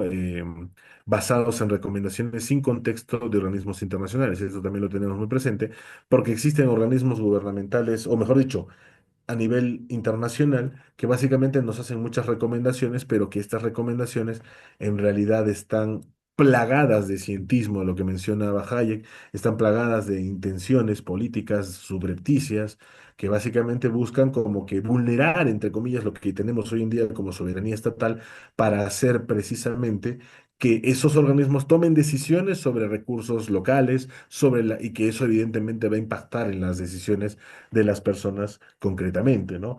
Eso es finalmente en lo que consistiría este punto. Entonces, espero haya podido aportarles algo muy valioso. Muchas gracias por esto y siempre recuerden, nullius addictus jurare in verba magistri, como lo decía Horacio, no estás obligado a jurar lealtad a las palabras de ningún maestro, siempre sé razonable y cuestiona todo lo que te dice. Gracias. Muy bien, Gonzalo, excelente exposición. Creo que nos has llevado, ahí están aplaudiendo algunos, internamente están muy contentos. Nos has brindado toda una base teórica desde la Escuela Austriaca de Economía y otros aportes para poder tener esa base y poder analizar muy bien las regulaciones. Felizmente lo hemos grabado, así que lo podemos compartir con otros que no han podido asistir y verlo. Hay algunas preguntas Genial. que me pasen por acá. Yo voy a lanzar una. Si hay alguien más, lo puede dejar en el chat o también hacerla directamente. Abajo hay un botón que dice reacciones. Ahí levanta la mano. Ahí tenemos una. A ver, empecemos con Davis. Adelante, Davis.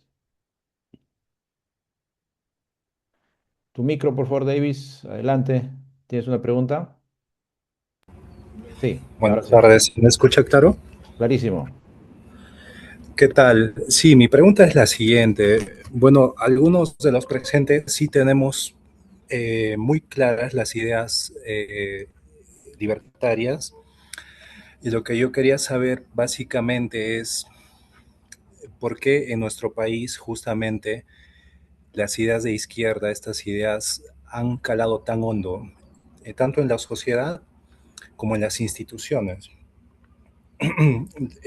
Mi pregunta concreta es la siguiente. Desde un punto de vista práctico, hoy en día tenemos duplicidad de funciones en diversos organismos o instituciones del Estado. Uno de ellos es el Organismo de Evaluación y Fiscalización Ambiental, OEFA, que, bueno, supuestamente se encarga del Servicio de Información Nacional de Denuncias Ambientales también, que es el SINADA. Entonces yo quería saber justamente por qué el Estado tiene esta duplicidad de funciones. Si estas denuncias ambientales muy bien sabemos que se pueden realizar fácilmente administrativamente ante la municipalidad correspondiente, o si es en casos de delitos, pues ante la Fiscalía del Medio Ambiente. ¿Qué opina Sí. el expositor al respecto? ¿Deberíamos suprimir estas entidades burocráticas? ¿Sirven de algún modo a la ciudadanía o simplemente están cumpliendo una duplicidad de funciones? Gracias. Vale, David, muchas gracias por tu pregunta, muy puntual, muy necesaria, porque sí, has dado en uno de los clavos precisamente que quizás en la exposición quería transmitir. El asunto de la duplicidad de funciones, la duplicidad de entidades, la duplicidad de cargos, de encargaturas, es precisamente un fenómeno muy, digámosle, achacable a la burocracia. Como mencionábamos en Max Weber nos da muchas luces al respecto. La burocracia se sobre retroalimenta a sí misma y tiene una característica que también es no diré muy notoria, es tan evidente que es, digámosle, de lo que menos nos damos cuenta, ¿ok? Como decía Sherlock Holmes, no hay nada más elusivo que lo más obvio.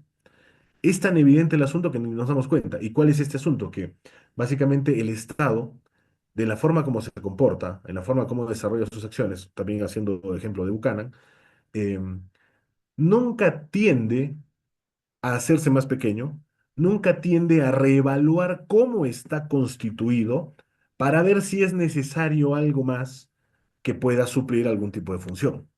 No hace eso. De hecho, actualmente existe una política, pero precisamente el Estado es el Estado, una política se dice, de calidad regulatoria, ¿no? Y tiene una norma específica, un decreto legislativo, que si mal no recuerdo es el 1565, que habla precisamente de este asunto, que tú antes, Estado, ¿no? En general, antes de crear una regulación nueva, tienes que analizar si es que existe una regulación que cumple esa finalidad o que ya tenga ese precepto, ese objetivo, esa esencia. Y tienes que hacerlo. Si no lo haces, estás incumpliendo un procedimiento de, digámosle, de mejora regulatoria que debe ser constante, continuo. Entonces, precisamente ahí tenemos el ejemplo de una norma que el Estado mismo no está cumpliendo. Entonces el mismo Estado se está saltando su propia burocracia para retroalimentarse. ¿Se dan cuenta? Es un fenómeno degenerativo el tema de la burocracia. Y así vas a encontrar precisamente que una entidad se dedica a lo mismo que otra y que entre ellas hay básicamente, digámosle, un conflicto activo de sus competencias. Uno se pelea por la función y otros básicamente un olvido total, como es el caso de los municipios y el tema ambiental. El municipio tiene competencias, según la ley orgánica de municipalidades, para precisamente encargarse de lo que es fiscalización, sanción o digámosle un tipo de encauzamiento de lo que es el cuidado del medio ambiente, ¿no? Pero eso, evidentemente, como bien has mencionado, Davis, lo ignoran, no lo toman en cuenta y se van de frente con con la autoridad fiscalizadora del medio ambiente, que es la OEFA, ¿no? También eso se debe a un sesgo de especialización, que es otro de los asuntos problemáticos de la burocracia. Como la burocracia tiende a retroalimentarse o a alimentarse a sí misma, mejor dicho, tiende a crear el tema de la especialización, que es un asunto muy peligroso también. Muchos creemos hoy en día que, por ejemplo, a nivel de la especialización estaríamos mejor, porque somos expertos, somos tecnócratas, ¿no es cierto? Nos dedicamos a un tema tan específico que ignoramos lo universal, como decía Ortega y Gasset, ¿no? Criticando la educación de la universidad de sus tiempos y que hoy en día yo creo que ese problema se ha agravado mil veces más. Ortega y Gasset, el filósofo español, tiene una obra muy interesante que se llama Misión de la Universidad. Y ahí critica, por ejemplo, cómo la universidad se ha dedicado precisamente a como que fabricar profesionales muy especialistas y duchos en sus temas, pero se ha olvidado de lo más importante, que era el asunto de de la universidad, o sea, del asunto universal, de como que formar o ayudar en la formación de personas para una sociedad integrada, para una sociedad universal. Y por eso se dedica mucho, por ejemplo, a estudiar un científico cualquiera, a estudiar el asunto de la matemática, el asunto de la física, etcétera, pero se olvida de que vive en una sociedad que comparte con otras personas y por el cual sus decisiones tienen impacto en la de otros. No estudian filosofía, no estudian epistemología, no estudian nada de eso. Como que eso es chino o es de relleno. ¿Te das cuenta? Entonces ahí el fenómeno de la especialización, en el caso del Estado, es mucho peor porque crea organismos especializados como ese OEFA, que básicamente se dedica a lo mismo que otro que ya existía, que era un municipio, y se crea la duplicidad de funciones, haciéndonos pues un arroz con mango aquí, para y no saber ante quién ir. Y básicamente el que más brilla, que es OEFA, básicamente, ¿no? Vamos todos ahí porque tiene, como dicen en regulación, tiene muchos dientes, tiene sanciones graves y tiene mucha capacidad para técnica administrativa, económica, para poder guiarse por sí misma sin necesidad precisamente de tener que responder a un presupuesto que le asignan otras entidades, porque me parece que UEFA es una entidad que incluso vive de sus propias multas. No estoy completamente seguro, pero sé que Indecopi sí, por ejemplo. Indecopi sí vive de sus multas en gran parte, porque lo que eso tiene un incentivo muy fuerte para sancionar todo lo que encuentra. En consecuencia, es una cosa bastante perversa. Y ahí tienes, por ejemplo, que eso nunca va a desjustificarse a sí mismo. O torongo no come torongo. No van a decir ellos un día, bueno, encontramos que nuestras funciones son innecesarias porque ya está el municipio. En consecuencia, señor ministro, pido que, o señor presidente, ministro o congreso, solicito que se emita una norma, una disposición que cierre esta oficina porque no es necesaria. Eso nunca va a ocurrir, porque el incentivo del burócrata, como lo dijimos hace un rato, es más funciones, más funcionarios, más plata, más presupuesto para tener una mayor capacidad para influir sobre la sociedad, porque su incentivo está ahí, en hacerse más visto. Ese es su incentivo a corto plazo. ¿Ok? Sí, eso era lo que podía contestarte. Gracias, Gonzalo. Excelente.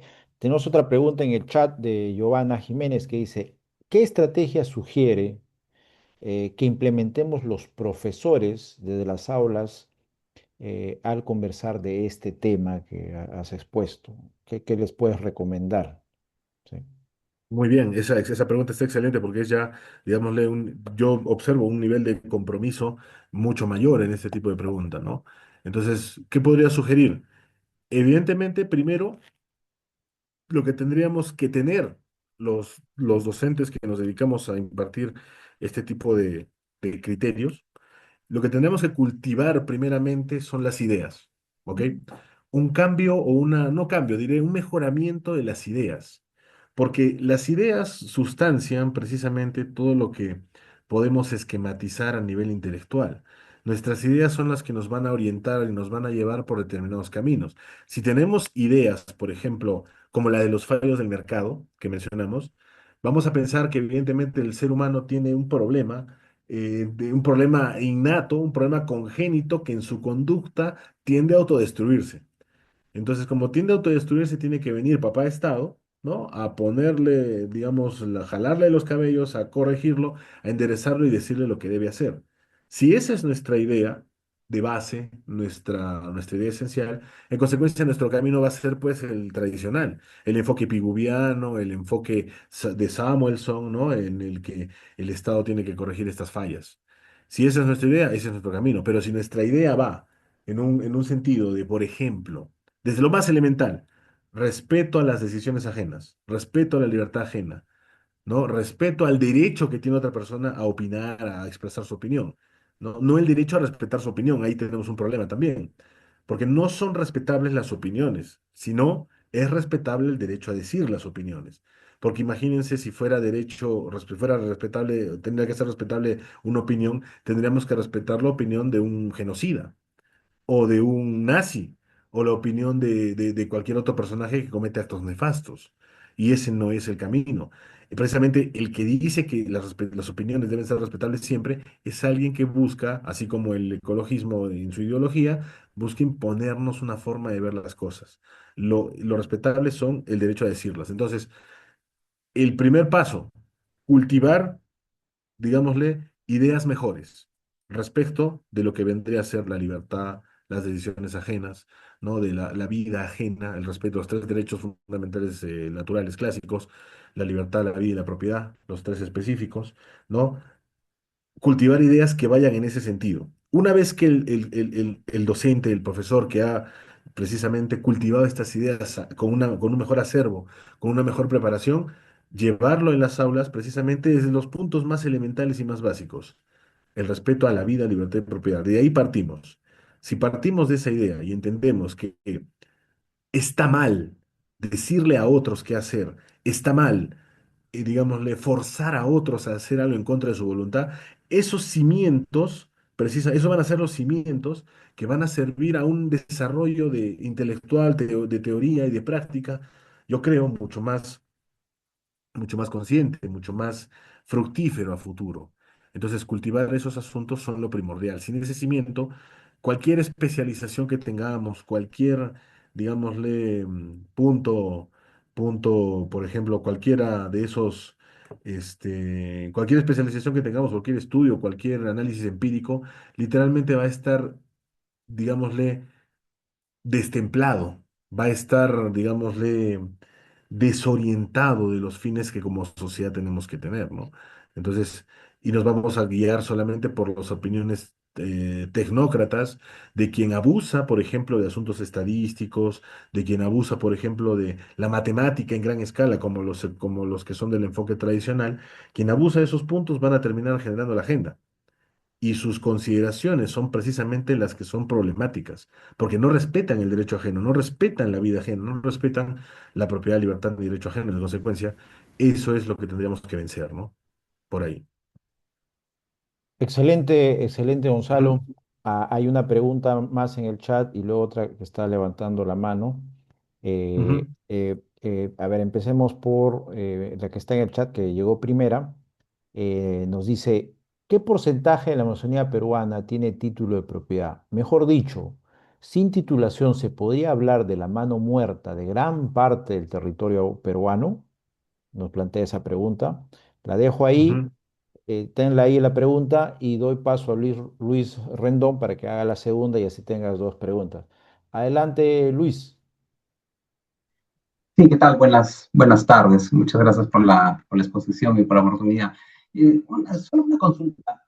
Entonces, podríamos plantear como una alternativa de solución esta alternativa que se maneja mucho en algunos sectores liberales, sobre todo más alineados al análisis económico del derecho, de la extensión de los derechos de propiedad al subsuelo.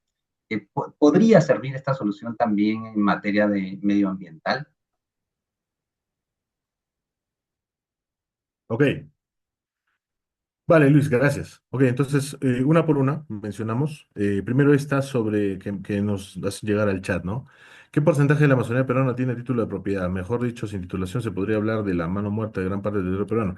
Evidentemente, en este momento no tengo el dato de cuánto porcentaje de la Amazonía peruana tiene título de propiedad, pero precisamente la esencia que está en ese punto, si se han dado cuenta en la exposición, yo he querido transmitir las ideas de esencia, que son precisamente las que orientan a un desarrollo teórico que es distinto al del mainstream o al enfoque tradicional, ¿no? El derecho de propiedad, precisamente, por algo nos preguntamos por los títulos de propiedad. Toda persona busca la idea de si tiene un bien, un terreno, si tiene algún tipo de bien mueble, de alguna forma que ese bien se vea representado por algo que nos dé seguridad jurídica. En este caso, los títulos de propiedad en nuestro sistema legal fungen en esa función o fungen de ese propósito.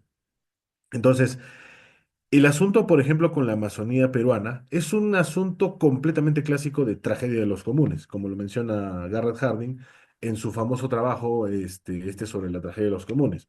Si no existe la posibilidad de que alguien pueda, digámosle así, observar un beneficio respecto de un recurso, si no existe la forma en que eso pueda tangibilizarse, en consecuencia, no va a haber incentivos a conservarlo. Eso puede ser una derivación, digámosle, de nuestro axioma fundamental de la acción humana, ¿no? Con esta visión de la escuela austríaca.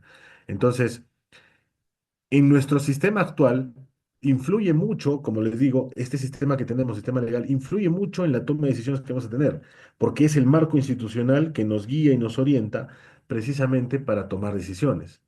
Entonces, nuestro sistema legal, básicamente, por ejemplo, para el tema de la propiedad, nos permite transferirla por consenso. O sea, solo con, digámosle, la aceptación que pueda plasmarse de alguna manera, solo con aceptar la oferta de alguien en venta, digámoslo así, o en transferencia de propiedad, eso ya nos convierte en propietarios automáticamente. No necesitamos, digámosle, como en otros países, en el Common Law de Estados Unidos, un papel que diga que somos propietarios. Y si tienes el papel, es el propietario.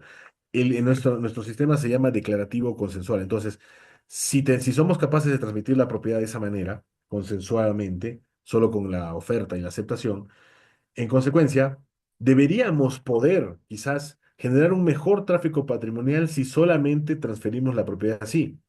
Pero el problema está precisamente en que el Estado interfiere con el tema de la propiedad al momento de asignarlo él. Ahí tenemos un problema, precisamente un problema de pretensión del conocimiento.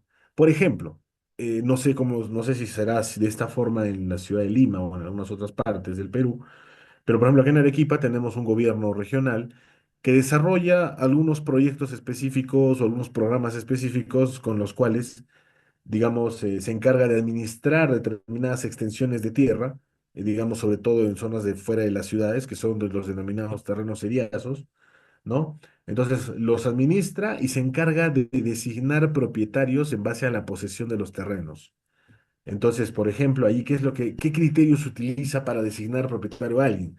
Literalmente son reglamentos sin contexto con una norma aplicable a mil y un, digamos, a infinitas situaciones, que básicamente pues termina por ser una exageración, por ser reglas tan rígidas que no se aplican a todos los casos y que evidentemente crea una descoordinación por completo entre todas las relaciones sociales que ahí están. En consecuencia, de alguna forma la gente se ordena, pero hay muchos conflictos que surgen ahí, violencias, tráfico de terrenos, etcétera, de cosas. A nivel nacional, no solo en el gobierno regional del equipo ocurre eso, pero precisamente la mano del Estado, que no sería la mano muerta, digámosle, en este caso la mano visible del Estado, que se quiere poner a ordenar los bienes como mejor le parezcan según sus consideraciones, nos termina por descoordinar a todos. La idea del título de propiedad es una de esas, el título de propiedad dado por el Estado. Según nuestro sistema, si el Estado nos da un título de propiedad y lo inscribimos y todo eso, tendríamos una forma de seguridad jurídica. El problema está en cómo nos da esa propiedad, cómo nos asigna propietarios, porque, como digo, utiliza criterios rígidos, criterios que no se aplican en un contexto en concreto, en consecuencia, asigna mal la propiedad y al final, o el derecho de propiedad específicamente. En consecuencia, pues no hay un contenido coordinador entre nuestras relaciones, no podemos hablar de una propiedad completamente de posesión continua, pacífica y pública que existe, que exige la norma, por ejemplo, etcétera, ¿no? Entonces es un problema complejo si hablamos de títulos de propiedad creados por el gobierno. Que el gobierno tendría que asegurar la propiedad, sí, asegurar la tenencia, asegurar que la propiedad no sea invadida, etcétera. Pero sufrimos de un problema si es que consideramos que el Estado con sus reglamentos va a designar lo que es la propiedad. Lo que tendría que hacer básicamente es reconocer quién tiene un mejor derecho de propiedad. Eso sí podría ser más entendible. ¿Quién podría tener, digámosle así, un derecho de propiedad existente sobre un bien y si lo puede mostrar, si hay formas de hacer justicia sobre eso y reconocerle la propiedad? Eso sería diferente, ¿no? Pero en el caso de la Amazonía, por ejemplo, es una tragedia en los comunes terrible, es una depredación terrible precisamente porque uno, la propiedad no existe, digámosle como una institución internalizada entre la conducta de la gente allí, y además porque el Estado se pone a administrar determinadas zonas, como son las zonas reservadas de, de protección especial, de protección natural, etcétera, ¿no? Por ejemplo, tenemos esa influencia, y eso lo que crea precisamente es una mayor descoordinación que no nos va a llevar a nada bueno. Y si a eso le sumamos el asunto de la minería informal, lo ilegal, la ilegal sobre todo, que es la más perniciosa, evidentemente vamos a tener un conflicto mucho más agravado. Eso nos conlleva a la segunda pregunta que hizo Luis, me parece, sí, Luis, sobre la extensión de los derechos de propiedad al subsuelo.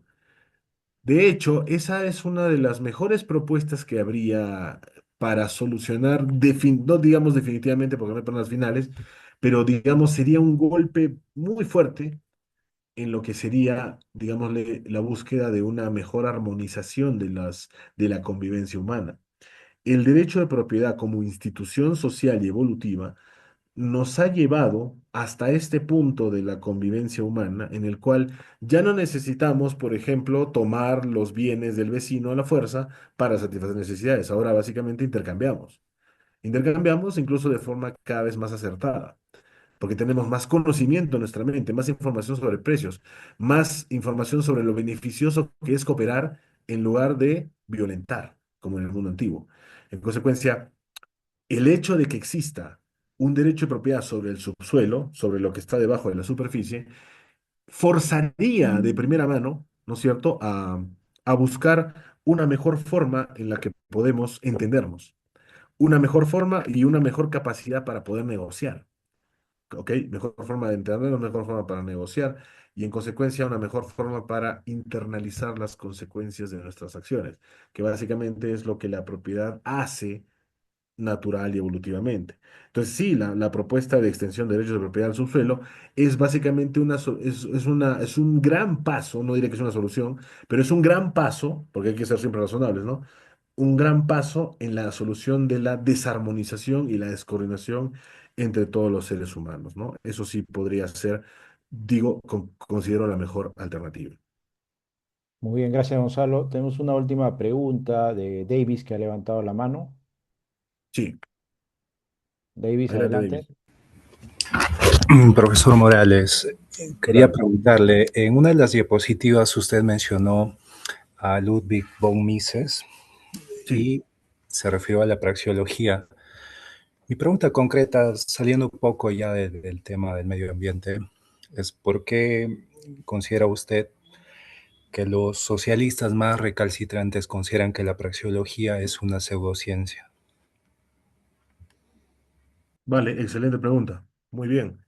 Sí, de hecho, en las tertulias, en los debates, ¿no? O incluso, porque los socialistas básicamente, las personas que tienen ese pensamiento, no muchas son ávidas a generar debate o a debatir abiertamente, ¿no? Siempre están como que escondidos en en un rincón ahí medio oscuro, o escondidos entre la multitud para gritar una que otra cosa.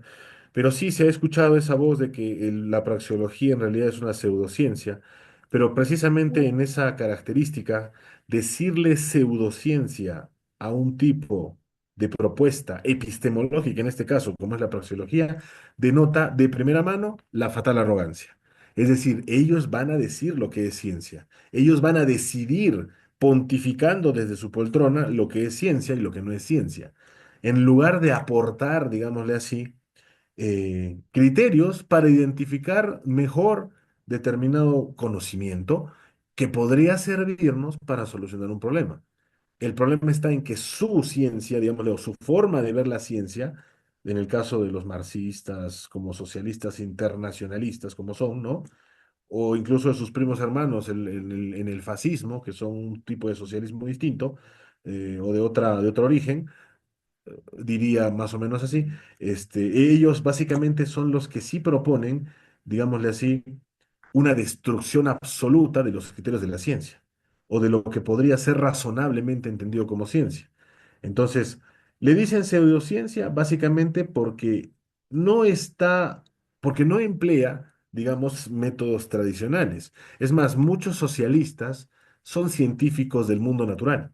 Por ejemplo, son biólogos, son físicos, son gente que emplea en su día a día el método científico, digamos, lo clásico, que es el que se utiliza para ciencias naturales específicamente, para el fenómeno el clásico, ¿no? Observación, hipótesis, y termina precisamente en el análisis de ella, etcétera, ¿no? Ese método científico clásico.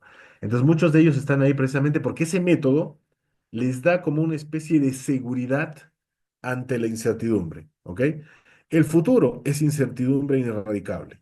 No podemos saber cómo solucionarlo definitivamente. Solo podemos caminar hacia él con mejores herramientas, con lo que podamos sentir más certero, pero nunca una solución definitiva. No existen esas cosas. Entonces, siempre tienen temor a la incertidumbre inerradicable. En consecuencia, se afianzan, digamos, se atrincheran dentro del método científico clásico. Y como allí utilizan métodos como la matemática, por ejemplo, asumen que el cálculo matemático, asumen que la operación, la fórmula matemática, es la única forma de ciencia que puede haber. Y cualquier cosa que no intente medir empíricamente algo, va a terminar siendo una pseudociencia, porque no utiliza matemáticas en términos sencillos. Esa es una de las clásicas críticas que sugieren estos personajes de la izquierda, socialista, marxistoide y todo eso, ¿no?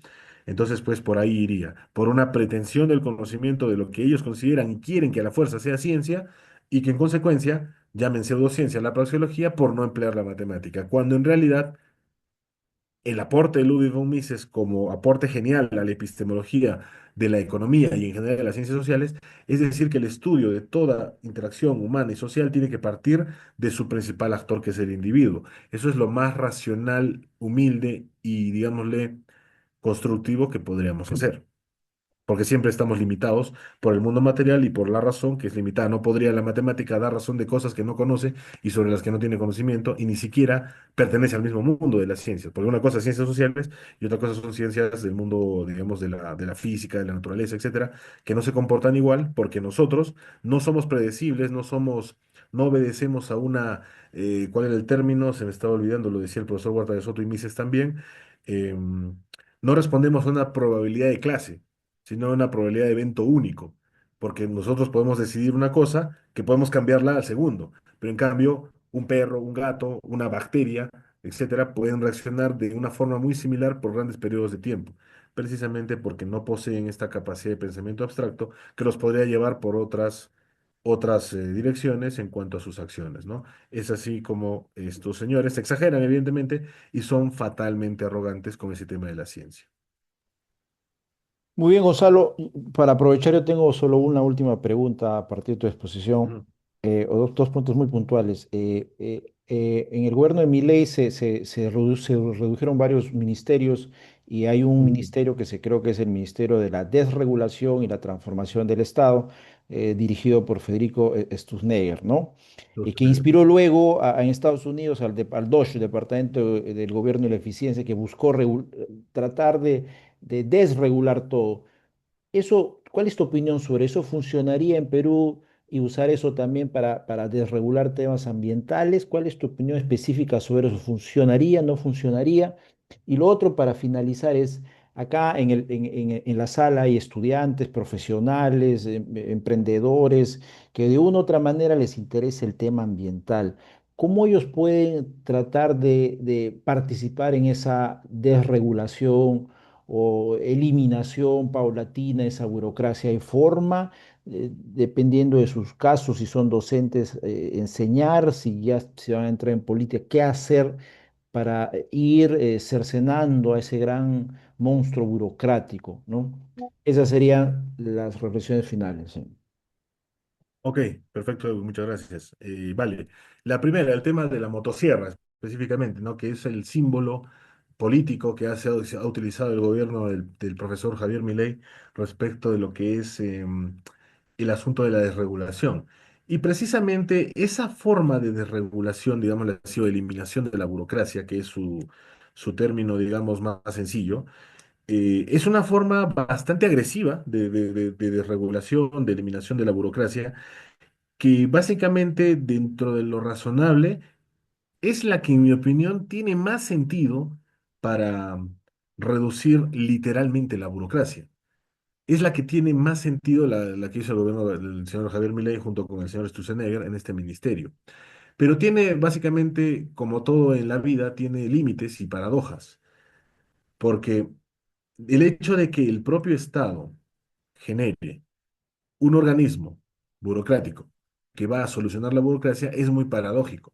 Entonces, digámosle, la forma, en mi opinión, más aprovechable de esa intención es que este organismo tenga la capacidad literalmente de motocerrar las propias regulaciones administrativas y las entidades gubernamentales. Si tiene esa capacidad, pero a eso tenemos que sumarle la consecuencia, el plus, de que el que esté encargado de eso tenga las ideas, digámosle, más razonables posibles en cuanto a la libertad, si esas dos cosas se conjugan, esta herramienta puede ser muy beneficiosa.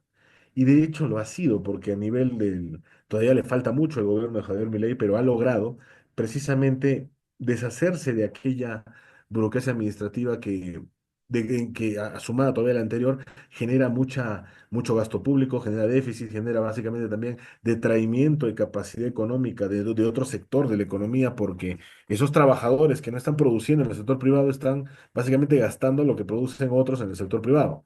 En consecuencia, pues esa forma con esas condiciones sería buena, pero es lo paradójico porque evidentemente solamente va a tener sentido mientras siga digamos, personas con estas ideas liberales, libertarias dentro del gobierno, porque en cuanto pierdan el gobierno y entre otro tipo de personajes con ideas nefastas como las anteriores de su gobierno anterior, ¿no? Los señores kirchneristas, peronistas en general, esas personas sí que van a, digamos, van a quebrar la motosierra y van a volver a implementar medidas que van a dinamitar de alguna forma el desarrollo social, civilizatorio que han logrado por medio de la burocracia administrativa para redirigir recursos, redirigir intenciones por medio de esa medida, ¿no? Entonces, yo creo que es una forma de última desesperada, sí, es una forma desesperada de solucionar la burocracia, pero también muy efectiva, porque ha logrado cosas que nosotros, por ejemplo, en contraste, el Perú lleva 30 años o más de supuesta simplificación administrativa, de supuesta eliminación de barreras burocráticas, pero literalmente cada día tenemos más barreras burocráticas que antes. Por eso, por ejemplo, yo particularmente, como abogado que se dedica a los temas de competencia en INDECOPI, una de ellas, eliminación de barreras burocráticas, estoy plenamente convencido de que esa herramienta no sirve para eliminar la burocracia. Es más, es muy marginal lo que puede eliminar. Todo esto es lo que produce la burocracia administrativa peruana, a nivel legal, a nivel judicial, a nivel administrativo, etcétera. El INDECOPI solamente puede tocar esto. De todo esto, solamente esta parte. No puede eliminar el resto porque no tiene competencias para irse contra normas del Congreso, por ejemplo, que causan una burocracia tremenda. No puede contra muchas de las burocracias que genera o de la burocracia que genera el sistema administrativo porque tiene permiso de la norma del Congreso. No puede hacer nada con las regulaciones indirectas que están en sentencias del TC, en sentencias del Poder Judicial, etcétera, que ahí también hay modificadores de conducta por cómo resuelve un juez. Los demás dicen, ah, en este país resuelven de tal forma, en consecuencia, mejor no voy, mejor si voy, mejor voy con precauciones, o mejor me voy a esa franja de tierra delgada que está al sur del Perú, que se llama Chile, donde no me piden tantas cosas, ¿no? O no me condenan, no me orientan no me fuerzan a tener que comportarme de una manera como ellos quieren. En consecuencia, ahí está, ¿no? Entonces yo creo que es una forma efectiva, pero también desesperada y que puede tener un problema futuro si es que no se vuelve, o mejor dicho, si es que salen liberales del gobierno. Ese es el problema. Entonces, ese es precisamente el asunto, pero es evidentemente que me parece algo bueno, me parece algo bueno, que me parece algo mucho mejor que todo el desastre anterior. Perfecto. Es más, estoy contentísimo con la idea de la motosierra. De hecho, tengo un Milei, así hecho impreso en 3D, con la motosierra precisamente, que siempre cargo a presentaciones en general, cuando voy a auditorios, así llevo mi Milei con su motosierra específicamente, porque es un símbolo político de este tema, ¿no? Y la segunda pregunta, ¿cómo participar en el asunto de la desregulación, siendo desde el rol, digámosle, de cada persona, siendo docentes, empresarios, y qué sé yo, pues más, ¿no? En general, desde sus profesiones. Pues básicamente, por ejemplo, ¿quién va a causar la desregulación en términos sencillos? O mejor dicho, en términos prácticos. Lo va a causar un político. Lo va a tener que causar o implementar, instrumentalizar un político. No podríamos solo añorarlo, no podríamos solo hablar de esto en conferencias. Para tangibilizar esta intención, lo que tendríamos que hacer es colocar un político que lo haga, porque esa es la única forma. Si esperamos el incentivo de los actuales burócratas de sectores políticos, estamos esperando en vano. Tendríamos que tenemos que sentarnos por largo tiempo, esperar a que muevan algo y no lo van a hacer, porque no está en su incentivo.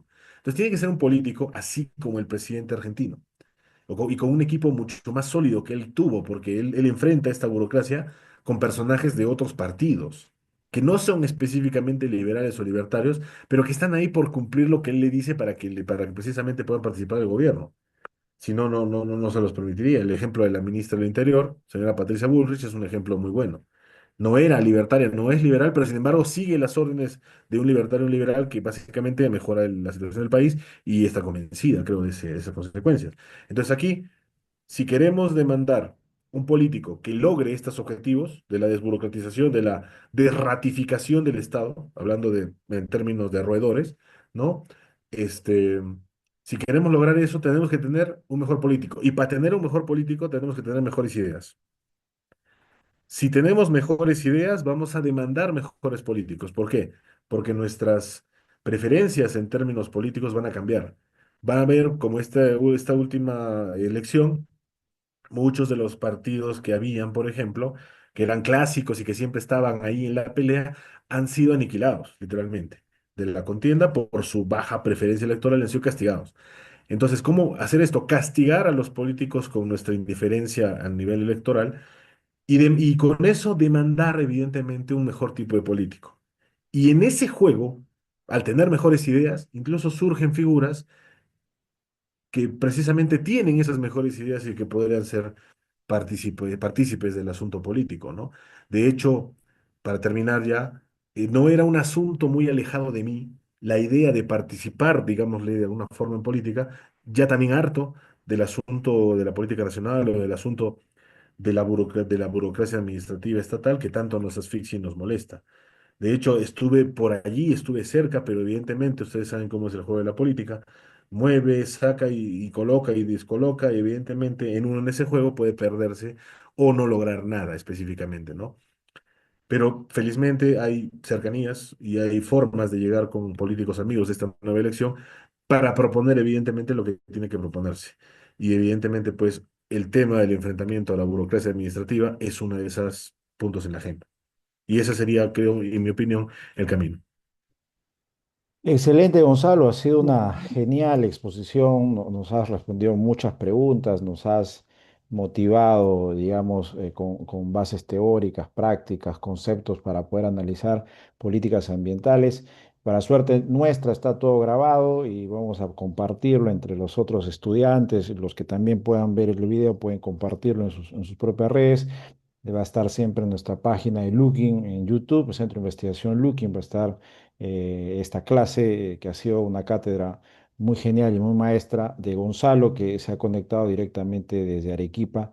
Gracias, Gonzalo, por tu ponencia, muy genial, ha sido muy didáctico, muy motivador, y gracias por tu tiempo este sábado también. Y, y también gracias a todos los que han estado presentes acá en este evento. Gracias, Gonzalo. Muchas gracias a ti, Edwin, por la oportunidad. Muy agradecido de este espacio y espero verlos en una próxima oportunidad. Bien, hasta luego. Hasta luego, Gonzalo. Gracias a todos. Que tengan un excelente fin de semana y ya nos vemos en un próximo workshop. Gracias a todos. Buenas tardes.